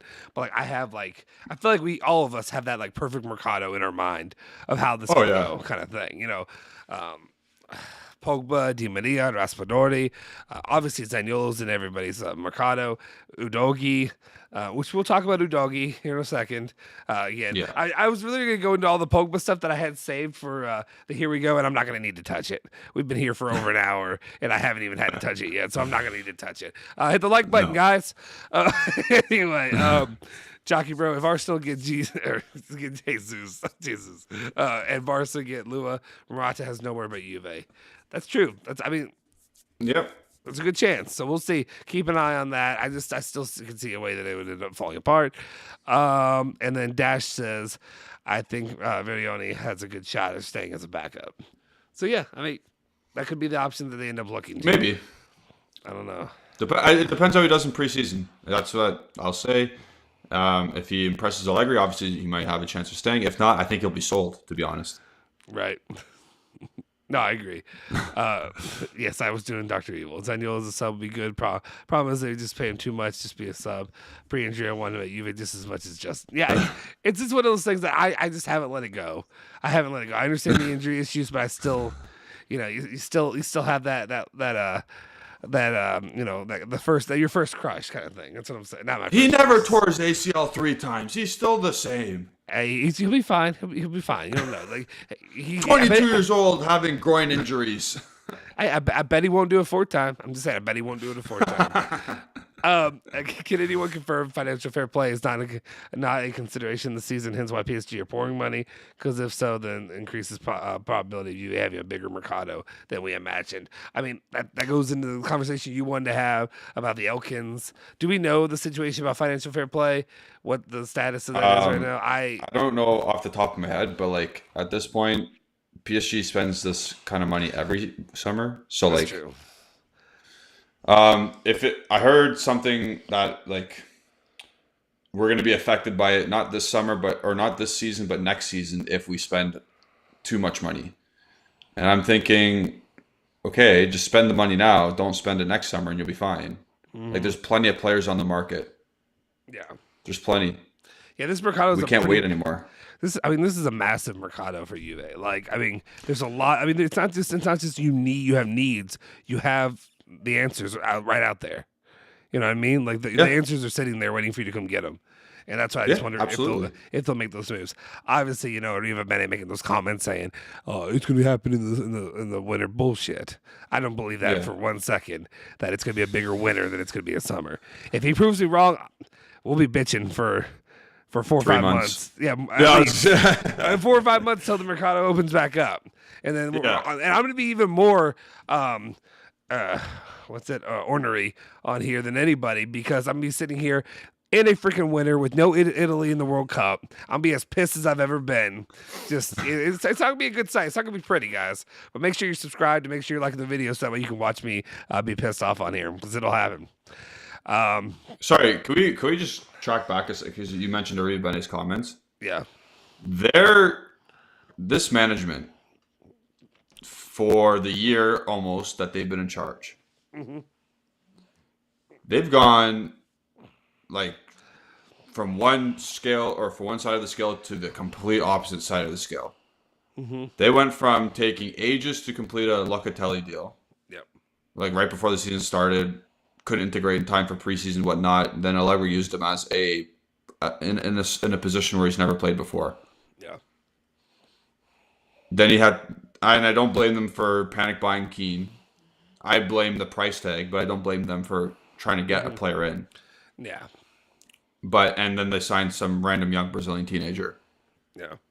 So going into the season, you especially because you were following it like nonstop, but we were losing our minds.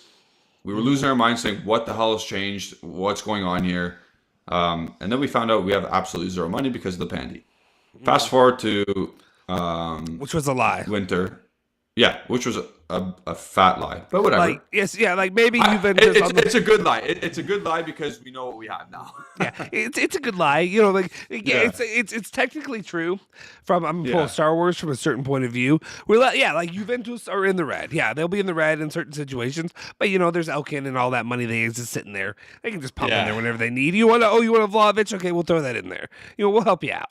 So they can afford if they want to get somebody, they can get it done. Oh, there you go. And now fast forward to January, you get big man Vlahovic, over 100 mil, total operation was over 100 million euros. Mm-hmm. You get Dennis Zakaria, it was a very frugal, very smart operation. You get Federico Gatti, which you paid more for than Zakaria, but obviously there's a contract there. That's why that happened. But three deals that are excellent. Like they were excellent deals. Mm-hmm. Yeah. So it's pretty much the winter masks the summer. And this summer, Winter made and up for the throughout this summer. Yeah. yeah, oh, this winter made up for last summer. But the way they dealt with the free agents, I have to commend them. I have to. Like Yeah, no, excellent management. Very, like you said, not cold-hearted. Sorry, Yeah, I think cold-blooded. cold-blooded. Yeah, There's another word. I'm just blanking on it. I think Ale used it cold or whatever. Calculated. There's another word I really want to use, but I'm blanking on it. It's one of those things it's out there. It'll be as soon as I don't need to use it, I'll know it off the top of my head easy. But I'm just trying to think the exact word I want to use. Calculated really works, but yeah. they're just making smart business decisions, and that's what they're doing. Real quick, Joseph Carvalho loved your Billy Madison, or not Billy Madison. That's not Billy Madison. Sorry, that's Tackling Fuel. Waterboy reference. Thank you. I don't see that. Oh, sorry, I thrown that up there. It was the second alligators order because they got all them teeth and no toothbrush. Mama always, my mama says, Yeah. my mama says, Vicky Val, she showed me her boobies and I liked them too. Anyway, we'll get some of those drops in here.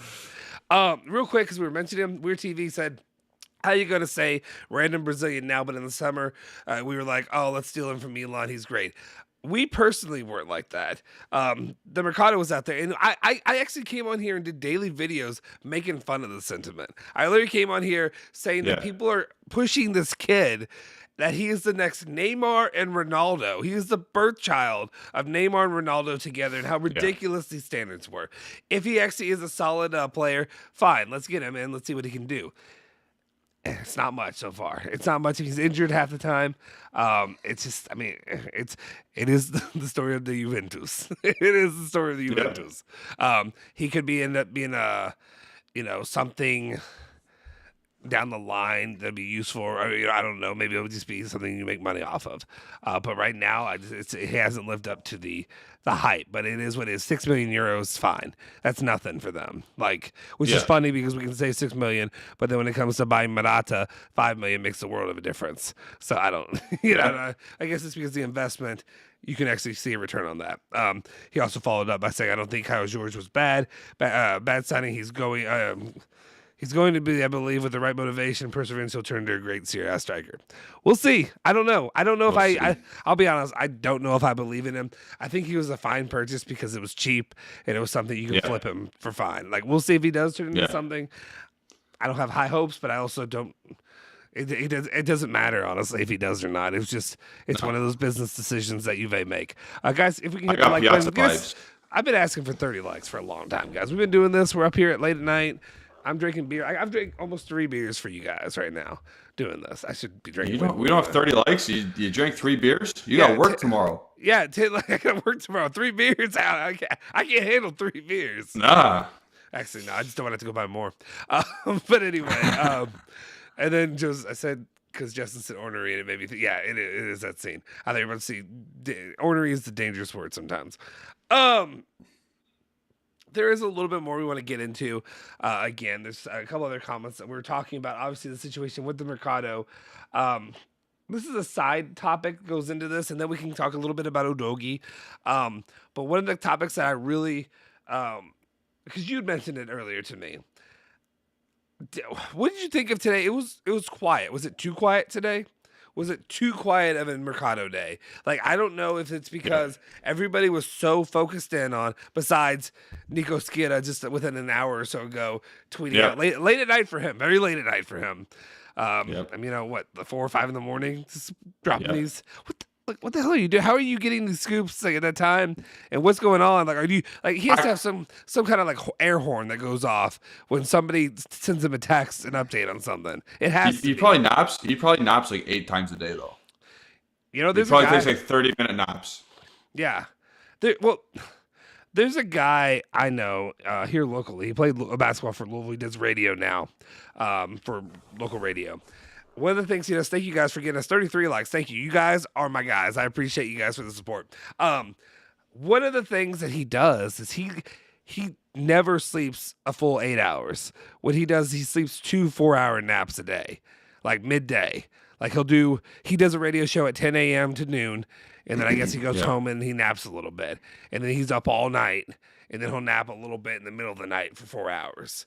And I don't know how I guess because technically his philosophy is that our body, the human body, is made to be at peak performance utilizing that kind of sleep setup. Because this is nonsense. I mean, when I say nonsense, it may not be nonsense, but it goes back to like medieval times and times, prehistoric stuff, or like not prehistoric. Well, I guess prehistoric, but like cavemen or whatever, where you're living as a hunter gatherer, or you're worried about being attacked by other whatever it is, and that's how you slept. You did your time at night, staying up. I don't know. That's not me. I stay up late, I knock out, I wake up late. And that's how I do it. Yeah. But I don't know. Some people do that. Maybe Nico Schira is a hunter-gatherer of information for the Mercado. This is how he lives. This is what he does. Good spin on it. Yeah. that is what he is. But anyway, I don't know what he does, but he finds ways to stay up late and drop bombs for people like me who are still awake at normal times in America. Let's but like, what was your take though? What's your feeling today? I tend to lean more into it's the last day of the competitions outside of the Champions League, and it was just the final day roundup, and people just kind of took a day off from negotiation. But it seems weird. It seems weird because there's got to be going on. It's Sunday. Maybe it's the Lord's Day. Maybe they took the Lord's Day off. Maybe that's what they decided. I don't know. Yeah. But it's just so weird because like I said, I woke up. Alejandro did a video that's done great numbers for our channel, being how small our channel is right now. Then I think it's already got 700 views from this morning. But usually I drop a video about midday. But I looked at there was no Juve news. There were no rumors. There were no links. There were no Pogba, something could be coming soon. Yeah. Whatever. Tomorrow, a bomb might go off. We'll see. Yeah, there's a couple things to do with this. Like you said, last day of Serie A, the main, so there's obviously Juventus insiders, and then there's global insiders that know everything about everybody. Yeah. So I think those global insiders were more focused on the teams that played today, whoever's leaving, not coming back. Because Nico Schira did go on a rant about all the Inter players leaving at the end of the season. He did say some other things like that, but nothing Juventus oriented, because I think yesterday we played our final game, wrapped up. I think we're just letting the weekend go. And like Dash said, Romeo Agresti's at a wedding, but he doesn't tweet all the time. Yeah, it's not always him that's dropping it. I get what he's saying, but yeah. It's very rarely him. He's not tapping. He's not tapping, man. But he's like, he needs it right before he tweets anything. He's kind of like Nico the guy. Schira. Yeah, go ahead. Well, I was gonna say he kind of. I don't know everything about him. I know I followed him for a while, and I see he's done stuff on other channels and things like that. But like, almost feels like he is so attached to the hip with Juventus that he gets their acknowledgement, their blessing, and then he goes about it. And that's what it feels like. It feels like he is their personal beat writer, and that's really kind of what he is. Yeah. I mean, he is that. But like, usually these guys, these guys have that kind of relationship with the club where he is essentially part of the club. It feels like. Yes. So like, I trust what he says, but at the same time, it's just kind of if you want to get more rumory fun stuff that like you and I care about, it's going to be the others, the other situations. Nico Schira, Gianluca Di Marzio, not so much Giovanni Albanese, not so much Mirko Di Natale when he wants to. Mirko Di Natale, yeah. So those are like tertiary sources, whereas Nico Schira, he was busy with other stuff today. Di Marzio is busy with Milan winning the Scudetto today, and the teams that played today, all their players that are leaving. So I think it's a culmination of that, but there's nothing. There's except for the 10 p.m. bomb that we started the show off with. Rabiot has 2 suitors in the Premier League. Yeah, that was it, and I mean that's a bomb that I want to hear. That's one that makes me happy. Is what it is. So anyway, that was not really a lot that I wanted to talk about just on that topic, but I just wanted to get a feel for what you felt. Harris throws in a good one, just asking off topic. But why did you guys let Kulusevski go? Will Spurs? I mean, Julian has a Kulusevski shirt from the season. He's upset about it. Both of my second team shirt was or my away shirt was a Dybala. So they're not doing well for either one of us for next season. But anyway, especially when my guy's gonna be at Inter and your guys for the ex-Inter coach probably. So and all that. Kulusevski though is a situation where I truly believe in what Kulusevski can do. I just felt like he wasn't gonna fit the system. It just doesn't work. There's a lot of guys that are not fitting Allegri's system, but it's just one of those situations where obviously the better move for him in his career was to go to Tottenham. Yeah. I was the biggest Kulusevski simp. Yeah. I was. Well, I still am, because every time he scores a goal, I mention it to you guys, and I'm like, God damn. Yeah, I was over this here. This guy did it again. Yeah, we were having a meeting, and I was like, we get it. Talk about the show. So we're trying to set up stuff. And he's like, oh, Kulusevski's got like half of Kulusevski down his throat while we're over here trying to do this. Anyway. Sad. But you know what the thing is too, though? Now that we go back, let me have my Kulusevski. Let me have my Kulusevski thing. Have your moment. Keep going. We're going to a I'm gonna drink. Yeah, while you talk. Yeah, mute and drink as I go on my Kulusevski rant. I get that we're getting 45 million for him. I get it. I get he didn't look great in situations where Allegri put him in the first part of the season. Last year, he got 7 goals, 7 assists in his first season as a 20-year-old for Juventus, contributing a goal and an assist against Atalanta in the Coppa Italia final. We played a 4-4-2 for the first 6 months of the season, and he used him as a second striker. He fits a 4-3-3 like a glove. He fits it like a glove. And now what are we playing next year? A 4-3-3. Sad. You crying, boy? You crying, boy? Maybe we'll go back down to McDonald's and get you a Lamburger, some French fries. How about a Weineken? French fries. How about a Weineken? That's But seriously though, that's a little Kid Rock who was just here in Louisville. Yeah, Kid Rock, wonderfully white trash, but he was great in that movie. Detroit Rock City. Is he from Detroit? Yeah. That makes sense. It makes a lot of sense, actually. But he could also tell me he's from Alabama, and I'd be like, yeah, it makes sense. Either one. Yeah. So my biggest regret of this season, probably going forward in the future, is the sale of Dejan Kulusevski. But again, I understand why it was done. It's gonna be long. It's gonna be hard. It's gonna be hard. It's gonna be hard. It's gonna be hard for you. Yeah. No, very hard for me. I do agree with you, and it's a difficult situation. It's just like, honestly, I saw, he was just doing a lot of fainting giraffe while he was with Allegri, but then now he's clicking. He just feels like maybe he's just also a Premier League kind of guy. Like he's just gonna work much better in that kind of system. Yeah. Yep. Anyway, so it is. Weird TV is asking, thanks for answering my question. What's the latest on Pogba and Di Maria?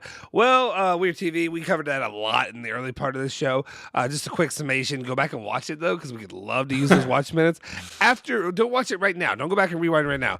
After we finish, go back, because then we can get actually, ad revenue and stuff like that, so I appreciate it. Yeah.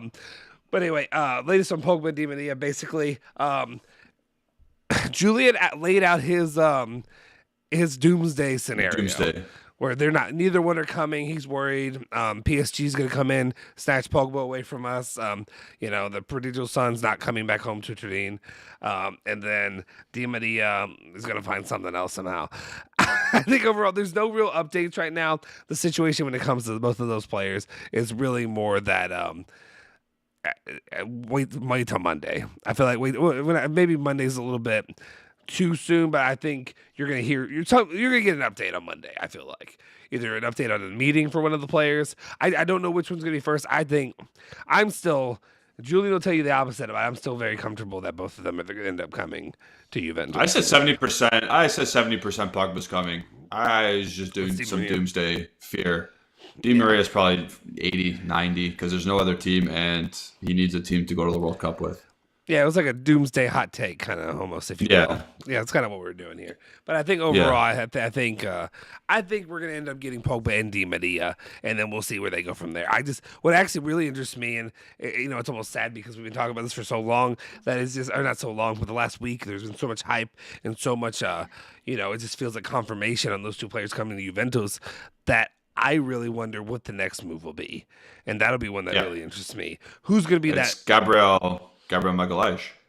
Yeah, I guess would that just be the deal with Artur kind of thing, Yep. the trade and whatever. Yeah, that would make sense.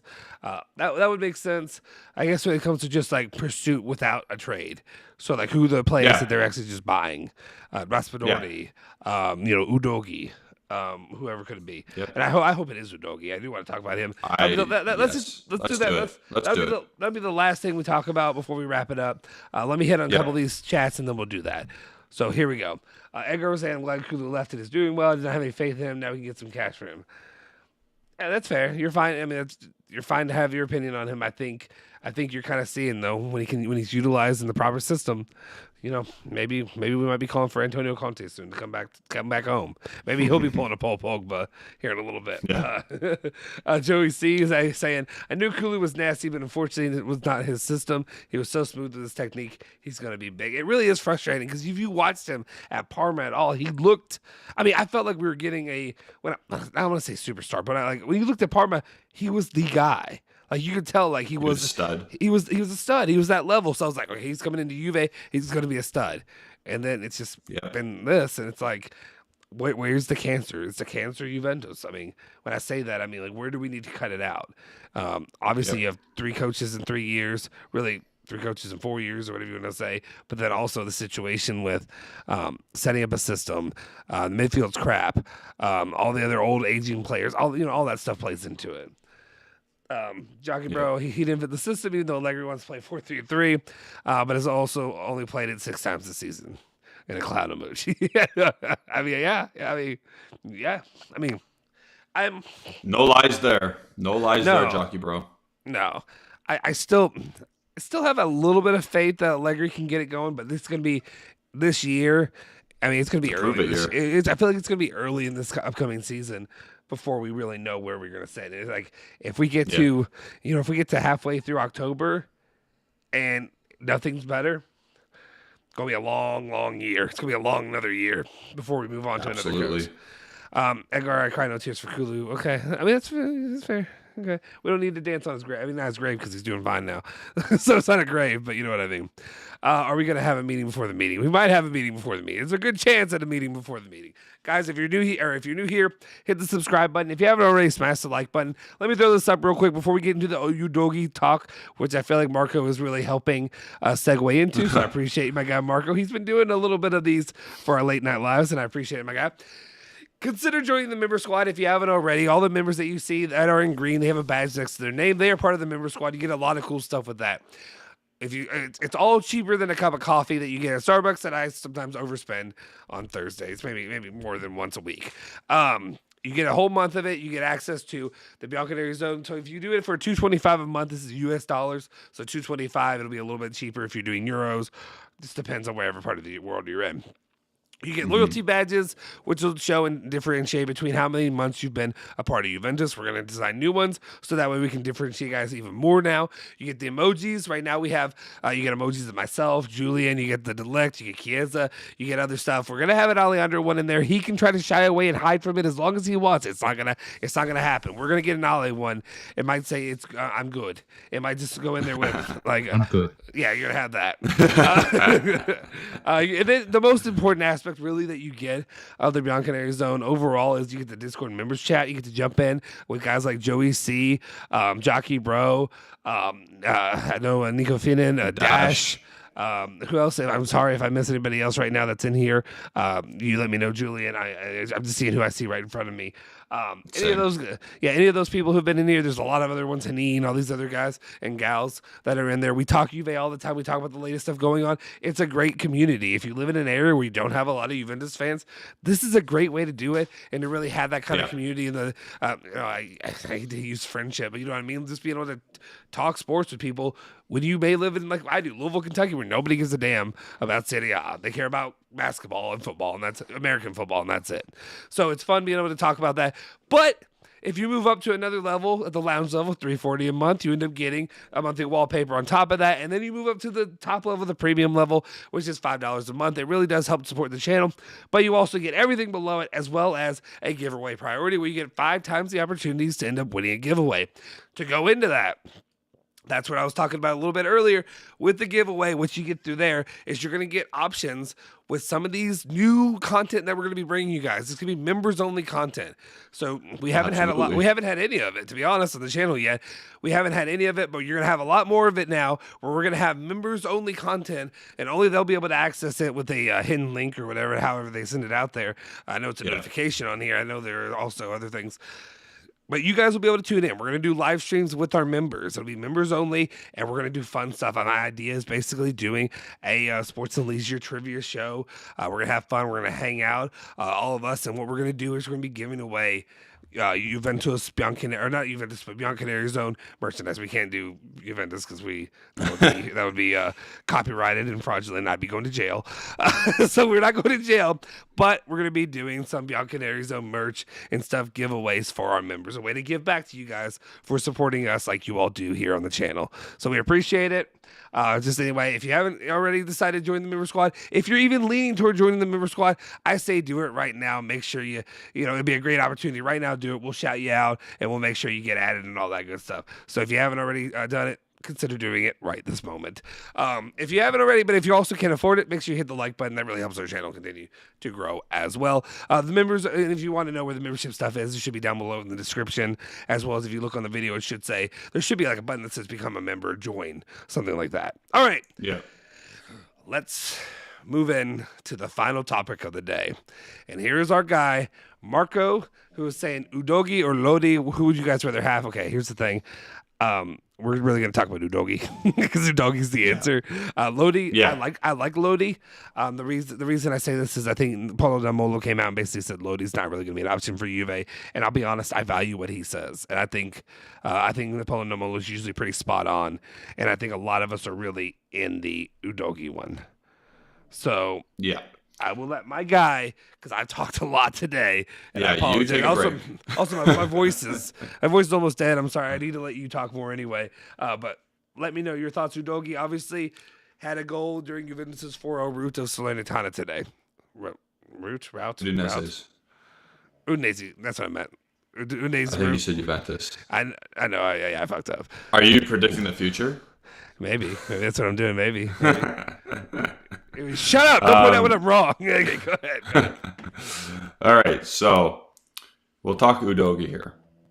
I have some issues, not issues with him personally, but I have some qualms. Let's look at what he's done. He's got 5 goals and 3 assists this year for Udinese as a 19-year-old. That's excellent as a wingback. Listen to what I say. Excellent as a wingback. Mm-hmm. Juventus, although they've played a 3-5-2 this year, are not looking to play with wingbacks next year. We need a proper left back. I don't like. Still get Udogi, still get him. But if you're a fan and you're supporting Udogi, don't expect him to get 8 goal contributions next year. No. Thank you. Don't expect that from him at all. As a fullback at Juventus, unless your name's Juan Cuadrado, you're not bombing forward. You're not joining the attack, really. And Udogi on the left-hand side is going to have to understand how to play proper organized defense and structured defense. So again, I think he can do it. I think he's physically immense, especially as a 19-year-old. I know, everyone knows he's played for Udinese already, so he's played a full Serie A calendar season. He's Italian. I think it's the right fit. He's Italian. For you, I don't really care about that, but he's very good. More duty. You know what? Yes, it does help because you can have Chiesa, Locatelli, Udogi, Bonucci. That's 4. Mm-hmm. So I think, yes, get him, absolutely, but do not expect the production that he's got this year. Mm-hmm. And that's my spiel. I feel like it's almost fair to say of any player coming into Juve, it's almost like, don't worry, that production's going to go down. but they're still better than what we got. No, you hope it's going to go up for some of them. You hope Vlahovic is not going to score only 18 goals next year. No. I meant new players coming in from wherever they're coming to Juventus. Well, let's think about it though, because Vlahovic got 9 goals in the second half of the season, where he already had 20 in all competitions. Mm-hmm. Yeah. So that's a half a 0.5% drop or 0.5 drop off in goals. Yeah. Oh, that's true. So you better hope Vlahovic is getting 30 next year in all competitions. Yeah. I mean, I'd hope so. I mean, I don't know. I don't know where I sit right now, just because with Vlahovic, I don't want to say I'm disappointed, but obviously a lot of it has to do with the other pieces and the way he was. Yeah, I'm not disappointed in the 9 goals. But yeah. 9 goals is fine in 21 games, appearances, we'll say. Because he came into a new team, new system, yada, yada, yada, crap midfield. No creation for him, whatever. But he's going to have a preseason. He's got to hit the ground running. He's got to be the dude that scores 30 goals. He's got to be Higuain, or better even. Yeah. Yeah. I mean, yeah, I completely agree with that. I think it's just like maybe it's been so spread out. It's been so sporadic even that maybe that's why. Yeah, he doesn't score goal. Yeah. Yeah, the 9 goals feels like I felt like it was only 5. But it's really, 9's probably, I think 10 is what the number that I expected. And I'd hope to get out of them. So I can't really be upset. He's pretty much there. Yeah, he's pretty much there. Yeah. And then Marco Meola is saying if Danilo starts our right back, maybe Udogie can be more offensive. That could be the case. But at that point, yes, you want to overload a side with Chiesa and Pogba. But with Pogba, you kind of want, because Pogba, if he comes, he's going to be the left center mid. Right? Yeah. So. Right, yeah. You're exposing that whole left side if you have Pogba, Udogie, if you want him to push up, and Chiesa. Yeah. So. Yeah. No, I definitely do agree with that. So, I don't know. There's so many different pieces I could jump into. I feel like we'll be here till 3 a.m. if I do that right now. Guys. Yeah.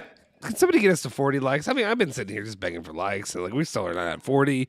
And it's like we're doing this late at night. You could be making love to your wife. I could be sleeping. All these things could be happening. Oh, wait, your wife's out of town. My wife's in Toronto. I drove her there tonight, so I got the bed to myself. That's not true. I'm a dog. That's true. That's a good point. I mean, he could be making love to strange women right now, and he's not doing it. He's not doing it because he respects his wife and his marriage. I do. Obviously. Yes. Obviously. Maybe. Okay. So first off, this is off topic. So we're going. If Juventus play in North America and the East Coast or in that region to Michigan, we're going. That's the plan. You said no. No, I changed. I pivoted. I might go to Michigan. Okay. Because I know my wife's going to be like, I can go to Michigan. You said we couldn't go to Michigan because you want to go to a beach in the south. You want to go to a beach in the north. But then if Juventus are playing, I'll go to crappy Detroit. Sorry. What's her name? Dash. Sorry, Dash. Sorry to hate on your place. But anyway. Man, I love Detroit. Detroit's awesome. I've never been. Let's be honest. It's like I just and you crap on it. Like what? I don't need to go to the Napoli of America. You know what I'm saying? I don't need to go to the Napoli of America. It might be fine. Man, you know what? The The Maradona is an absolute poop hole, but the stadiums in Detroit, in that one area where downtown is, they're beautiful. Really? America Park is beautiful. Little Caesars Arena is beautiful. We're going. We're going. But we won't be going downtown. We won't be going downtown. We'll probably be at Michigan. Yeah. Probably at Ann Arbor. Yeah. I mean, if it's somewhere like that, yeah, fine. I mean, when I say that, when I say that, just because also I can just imagine traffic and all the crap dealing with that. Yeah. I mean, I'm down to go regardless. If it's going to be in North America and Juventus are going to be playing here locally, I feel like not only can we not pass it up as a channel, it's like we have to be there. Like it's our duty as Americans. That's what Juventus are pushing. They're pushing. And I know we have people from all over. Edgar Mulabula's from Kenya. Big props to my guy. Because we actually had a few Kenyans that actually ran one Louisville, the Boston Marathon, University of Louisville. He ran it a few years ago. So big props to them. But anyway, if they go anywhere near us outside of we can even see. I would love to go to LA or something like that, but it's just It's a whole other expense-wise and stuff, totally different than me driving up. Not going to LA. Yeah. Probably not. I mean, yeah. Anyway, also, I'm probably dragging along a toddler, so that sounds even worse. Yeah. But we're gonna do our best to be there, to bring you all content from there. Maybe we'll see some of you there. Who knows? Maybe some of our North American members, not just members, subscribers, will be there. And we can meet up or something like that. That'd be kind of cool. Yep. So definitely throw that there. We'll figure out something. We'll have to either rent out a place or something like that where we can like do our shows from there or something like that. Maybe we do a post game or game coverage, all that kind of stuff. That'd be a lot of fun. So if you guys could hit the like button for that. Definitely appreciate the support. Also, just give me the 40. I'm looking at 37 right now. 1 dislike. Some a-hole had to throw his dislike in there. It's fine. But anyway. Okay, let's see. Drake was saying, to be frank, I don't think we got a penalty in the second half of the season for him to take. I think Bonucci took them. Yeah. And Morata took one as well. Yeah, we might wrap it up with talking about Bonucci as well, if you want, because you said you wanted to talk about that. But I'll get through. But we had 9 penalties in total this year. Mm-hmm. We scored 8 of them. I think that was the total number. Yeah, we scored 8 out of 9 penalties this year. We had 14 last year, and we had 17 the year before. Yeah, or 18 the year before. Yeah, that is a testament to not getting into the box. Some of it has to do with refereeing as well. I'm saying not in our favor, but like it has to do with refereeing as well because the game's changed a bit because they're not calling every single handball. Mm-hmm. But it's still not good enough. You're Juventus. You need to get in the box more and create those opportunities. But it definitely speaks to this team just being terrified of entering that final third of the pitch. Like, that's what I've been stuck on. And I know I'm sounding like a broken damn record, but it pisses me off when I watch. Like, I literally watched, I think it was Morata and Rabiot multiple times. Like, literally, there was an invisible line for that final third. Yeah. And they stopped. And they ran backwards. And I didn't. I didn't get it. I was like, "What are you scared of? What are you seeing? Is something invisible there? The freaking chupacabra things from Moon Knight? Is that what showed up? I don't know. The jackal. Jackal, chupacabra, whatever. Same thing. Yeah. Anyway, Mason says DV7's a beast. Still didn't show his teeth yet. Yeah, I do want to see when he turns it on. I hope he does. Let's see. Edgar said Pogba can play right side 2 or advanced midfielder. It's not his. Let's let him cook where he's usually cooked. Yeah, left side of midfield. Not a left midfielder, but left hand side of central midfield. That's where he cooks most. Mm-hmm. Jockey Bro says Chiesa will play like a wing back like he did before his injury. I hope so. I have this whole other thing. No, we hope not. We hope not. Right. Okay. Did you say that? No. I meant what I'm saying is, sorry. I was just honestly read the second part where he said like he did before his injury. Oh, okay. And what I'm saying is I'm hoping we even see a glimpse of what he looked like under Pirlo, because I have my fears, and it's in a hot take video. We talk about doing hot take videos. I got a hot take for you all about my fears of Chiesa, and that like his injury issues, and as long as like there's also just his level of play has fallen off a little bit, and I'm worried about what his future looks like. Hopefully, it's just nonsense and I'm wrong. But it'll definitely be something we come back around to, maybe around November, if we still see a lot of the same once he comes back. If he does come back, and the amount of time and actually playing serious minutes. So, yeah, but going on to Chiesa, like he was dreadful from August to December. Then he came back from his from that hip injury where he was out for a couple of weeks, and he played against Napoli, Roma, and a couple other teams in January, and he was very good. He was actually very good. He played a little bit more advanced in the team, but that was the saving grace for this year. If I didn't see that and he got injured, I would have been like, yikes. Mm-hmm. But that little segment in January before he got injured, I was like, okay, this seems like a guy who takes a lot of time to get geared up fully, like and ready to go. Yeah, he was honestly a top 10 player from January 2021 to August 2021. Mm-hmm. He's a top 10 player in the world. Oh, he was. There's no question about that. I mean, he was valued at like 100 and whatever million euros. Like, but, yeah. People, it's almost perplexing to look back and think of where we were to where we are now. Like, I mean, and he could come back to that. I hope he can come back to that. But it's you hope so. Dash says he'll go with us. I see Joey C was saying BZ meetup. Also Drake was saying drink some water. This is the frosty wheat soda. This is all I need. We're good to go. Dash, if Juventus plays in Michigan, it mostly like me in Ann Arbor, and I'm good with that. To play at the big house, that'd be fun. That'd be a lot of fun. I doubt it'll be. I don't know how busy. I don't know how packed it could be. There's a lot. I'm trying to think. There's a lot of Barcelona, Real Madrid. Barcelona, Real Madrid filled that stadium when they went last time. Did it really? Filled it.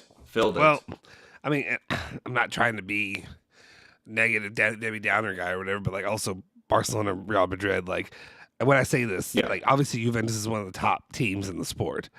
But no, absolutely. I know like, you're going with this. Everybody knows Barcelona, Real Madrid. Everybody knows Real Madrid. Everybody knows, Champions League, all that stuff. Juventus was even one, like I said, until I became a fan of Juventus in 2006-ish or whatever, I only heard of them sparingly. AC Milan was the one that I knew, living where I lived. So I just wonder how many people still, because there's still plenty of people I have to explain to them what Juventus is. Like when they ask, you do a YouTube channel, what's it about? What's Juventus? Like daily, like it's a normal occurrence. Like, I don't go around just telling everybody I do a channel, but like it comes up. My wife complains because I'm down here talking to you all every day. Stuff like that happens.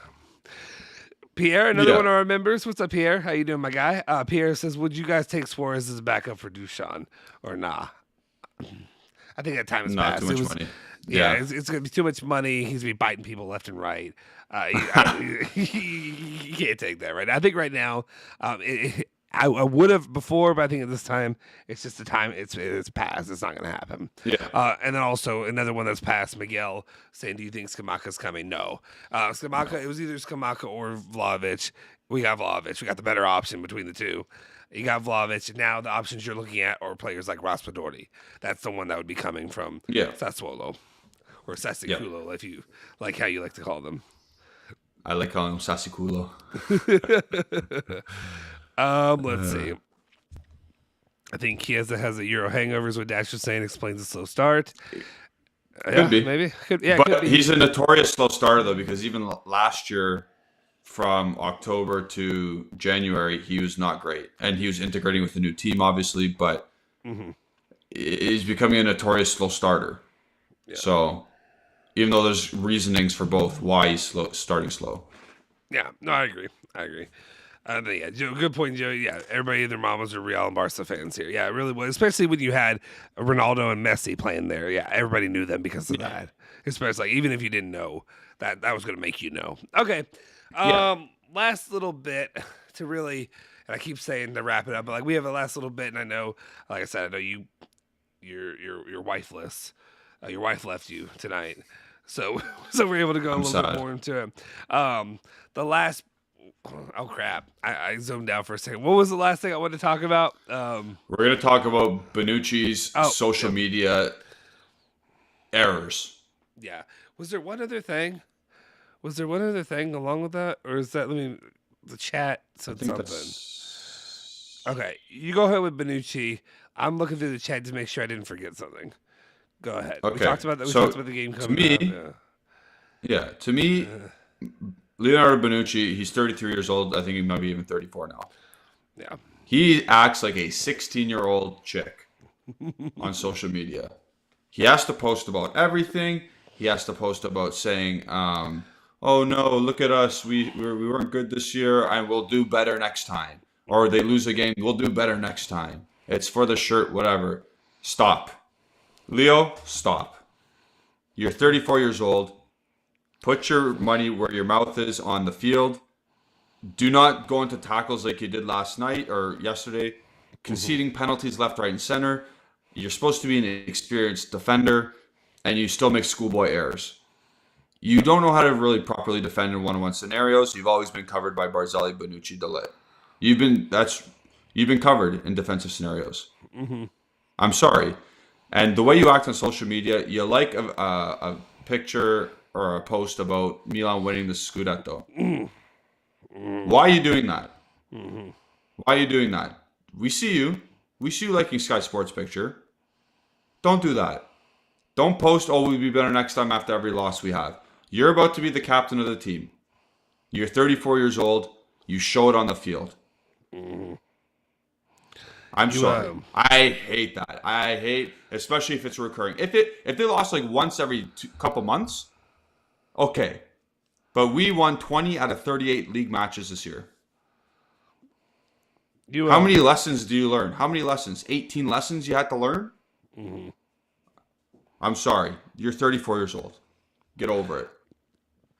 You don't like the girlfriend that cheated on you and came back to you now liking other guys' posts that are doing better than you. They got the job you wanted. Joseph said the exact same thing. Minucci liking. Okay, let's see. Minucci liking Milan when this feels like a boyfriend like another. Yeah, that's exactly what it is. Yeah, that's exactly what you guys just said. You guys are pros. It's one of those things that like literally you look at it, you're like, oh, hey, we can see that. Hey, we follow you. Like we can see that. Yeah, we see that. Bleep you. Yeah, I have I guess the quote you're talking about. So he said it was a season out of the jersey we are wearing. Next one shall be different because at Juventus. Yeah, no shit. It better be. Can I go back and can somebody pull up what he said a year ago? Can we pull up exactly what he had a year ago in his post? Because I feel like it's probably something the similar. Exact same thing. Yeah. I really feel like he probably copied and pasted that. Let me see. I don't know how often he posts. I don't know if he makes money off his posts. He posts almost every day or almost every game. He says something stupid. Okay, give me a sec. You keep talking and ranting. I'm gonna pull up what he said. Yeah. I get when Cristiano Ronaldo has to post stuff on Instagram because he gets paid per post. That makes sense. He literally has something with Instagram and he has so many followers that he gets paid so much money. Leonardo Bonucci, you're 34 years old. You're not Weston McKennie. You're not showing your drip. You're not showing off what you got going with Moise Keane in a nice car. You're not 23 years old anymore, bro. I know, and I know. Again, he probably has people on his entourage that do this for him. Do this, yeah. But he can probably say, "Nah, don't do it." Okay. Here's a post from May 23rd, 2021. So after after this post, it is two things that are one of them saying good luck to Pirlo, and then one to Allegri coming in. So his post from May 23rd, 2021, and just react to it. I don't know what it says because it's a long post, okay? So let me just read it to you. We'll see.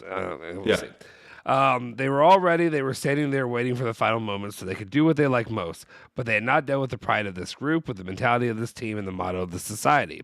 It's true that the season has been swinging, great performances, and then some less good ones. Points lost on the road, and we usually don't lose. At the end of the season, however, what you get remains. In the field, 2 trophies won by a team. A goal reached when everyone... Oh, I remember this, because everybody was pissed because the goal was reached. A goal reached when everyone was ready to give us a funeral, rejoicing over something not achieved, and instead, until the end, we believed and achieved it, and in the end, we rejoiced. Aware of how difficult it was for our fans a year like this, we missed you guys.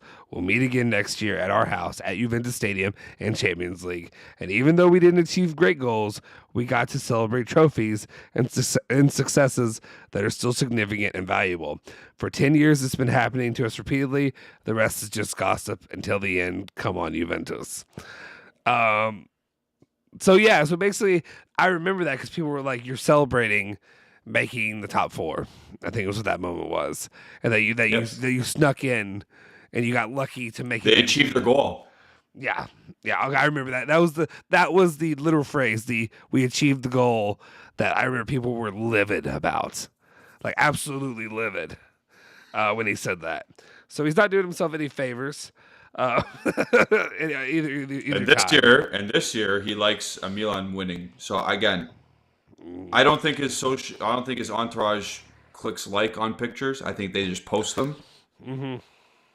So, I think just put your phone away, bro. Yeah, I mean the thing is, if you're Bonucci, go be with your kids. Just go be with your kids. Yeah. You got kids. Go. Also, like Bonucci, right now, you're in a difficult situation because you just lost your guy. Like Keeling is gone. That's like your guy. Now you're supposed to. Well, in essence, you're supposed to be the leader of the team, or you'll be the captain. Yeah, Bonucci, that's another one of the situations you could argue, does he have real captain qualities? I remember watching 2019-20, where he was one of the guys who struggled most when Keeling got injured, in third game or whatever game it was, absolutely. second, third game. overall. And I personally, I'm not here just to crush Bonucci because I actually like Bonucci quite a bit. I'm not one of those guys who just dislikes him, but I understand you have to read the room, bro, and you have to realize the stuff you've done in the past, and you have to make make those things right. Maybe just don't hit the button. Maybe use one of your hidden profiles that you used to hit on another woman. And I'm kidding, he doesn't do that. I mean, I don't want to say that he does that. I don't want to say that he does that, but you know what I'm saying? Like, it's just a little much. I don't know. Yeah. It is what it is. But that's the situation. Yeah, I agree. I don't love, and I understand. And maybe it's also here's devil's advocate for you though. Maybe it's also a situation where being the team captain and taking over the team next season, that he feels like he has to say something, that he has to be that guy that comes in there and just says, like, guys, this is not, I mean, the thing you want, people want to hear this from the team. You want to hear this from Allegri, honestly. What you want to hear is this is not good enough. We're going to do better next season. I don't need Bonucci to tell me that, if we're being honest, because what Allegri should be saying is not the stuff that Allegri said, which acted like that we had, what did Allegri say? What was the exact word? I can pull it up. He said, he said something along the lines of like, he was talking about the Fiorentina game, and he said we were doing well, and then he said we achieved our goal. Yeah, and that was it. Yeah, but I'll give Allegri a pass on that one, only because, and I know he's not going to make up for it, but for that particular moment, I'll give him a pass. We concluded the season with dignity. That was it. Horrible thing to say, but I'll give him a pass because he didn't say, or he's not saying that we're gonna get better again next year. Mm-hmm. He didn't lie, because by Bonucci saying we didn't do enough, he lied, because he said last year. Do you know what I mean? Mm-hmm. Like, he's not a repeat offender. Bonucci's a repeat offender. You know what he should have done? Just shut up. Mm-hmm. If he has exit interviews with the media, say your thing there, talk to the media. Do not post anything. You don't need to do that. Yeah, get to work. Maybe just make a post about getting back to work. I don't know. Yeah, that's it. Yeah, perfect. You work out. You put yourself in the gym, saying ready for gearing up for next year already. Yeah. That's all you have to say. You don't have to say we're gonna be better next year. Blah blah blah blah blah. Because you've said this before. Actually, you know what you do? No, that's not what you do. That's not what you do. If you're Bonucci, you're already laughing. I'm serious. This is not a joke. What you do is you get a picture of you, Cherubini, and Eva Bene, and like just going through a list of guys and offers, and be like, okay, these are the guys, like just circling Pogba, Raspadori, a defender better than Bonucci, maybe Bremer, maybe like something like that. It just have you looking over it, like thoughtfully looking over, and be like, and then all you have to say, the only thing you have to write is this will make this right, or something like that. It's something like that. Something like those. This will do better. Yeah. This will do better. Yeah. Anyway, I don't know. It's just a little something I know. Ali, or not Ali. I say it Ali because you were complaining a little bit, so I thought I had to say Ali in that situation. But Julian wanted to get off his chest, given the situation with them. Guys, and Michael Savetti brings up a good point. Yeah, we've been going for 2+ hours. This is what we do here when it comes to the black and white take, the after dark with us, whatever we want to call it, kind of thing. This is a situation we like to do a little bit more relaxed, a little bit chill, just hanging out with our members, our subscribers. If you guys haven't already, please hit the like button. It really helps our channel for especially all the time and stuff that we've done here with you all. Any other things that you want to bring up, anything like that before we get out of here? Obviously, I mean, I guess you could take some comments. It's going to be a big week. It's going to be a big week for Juve, and it'll tell us a lot what our future in this Mercado will look like.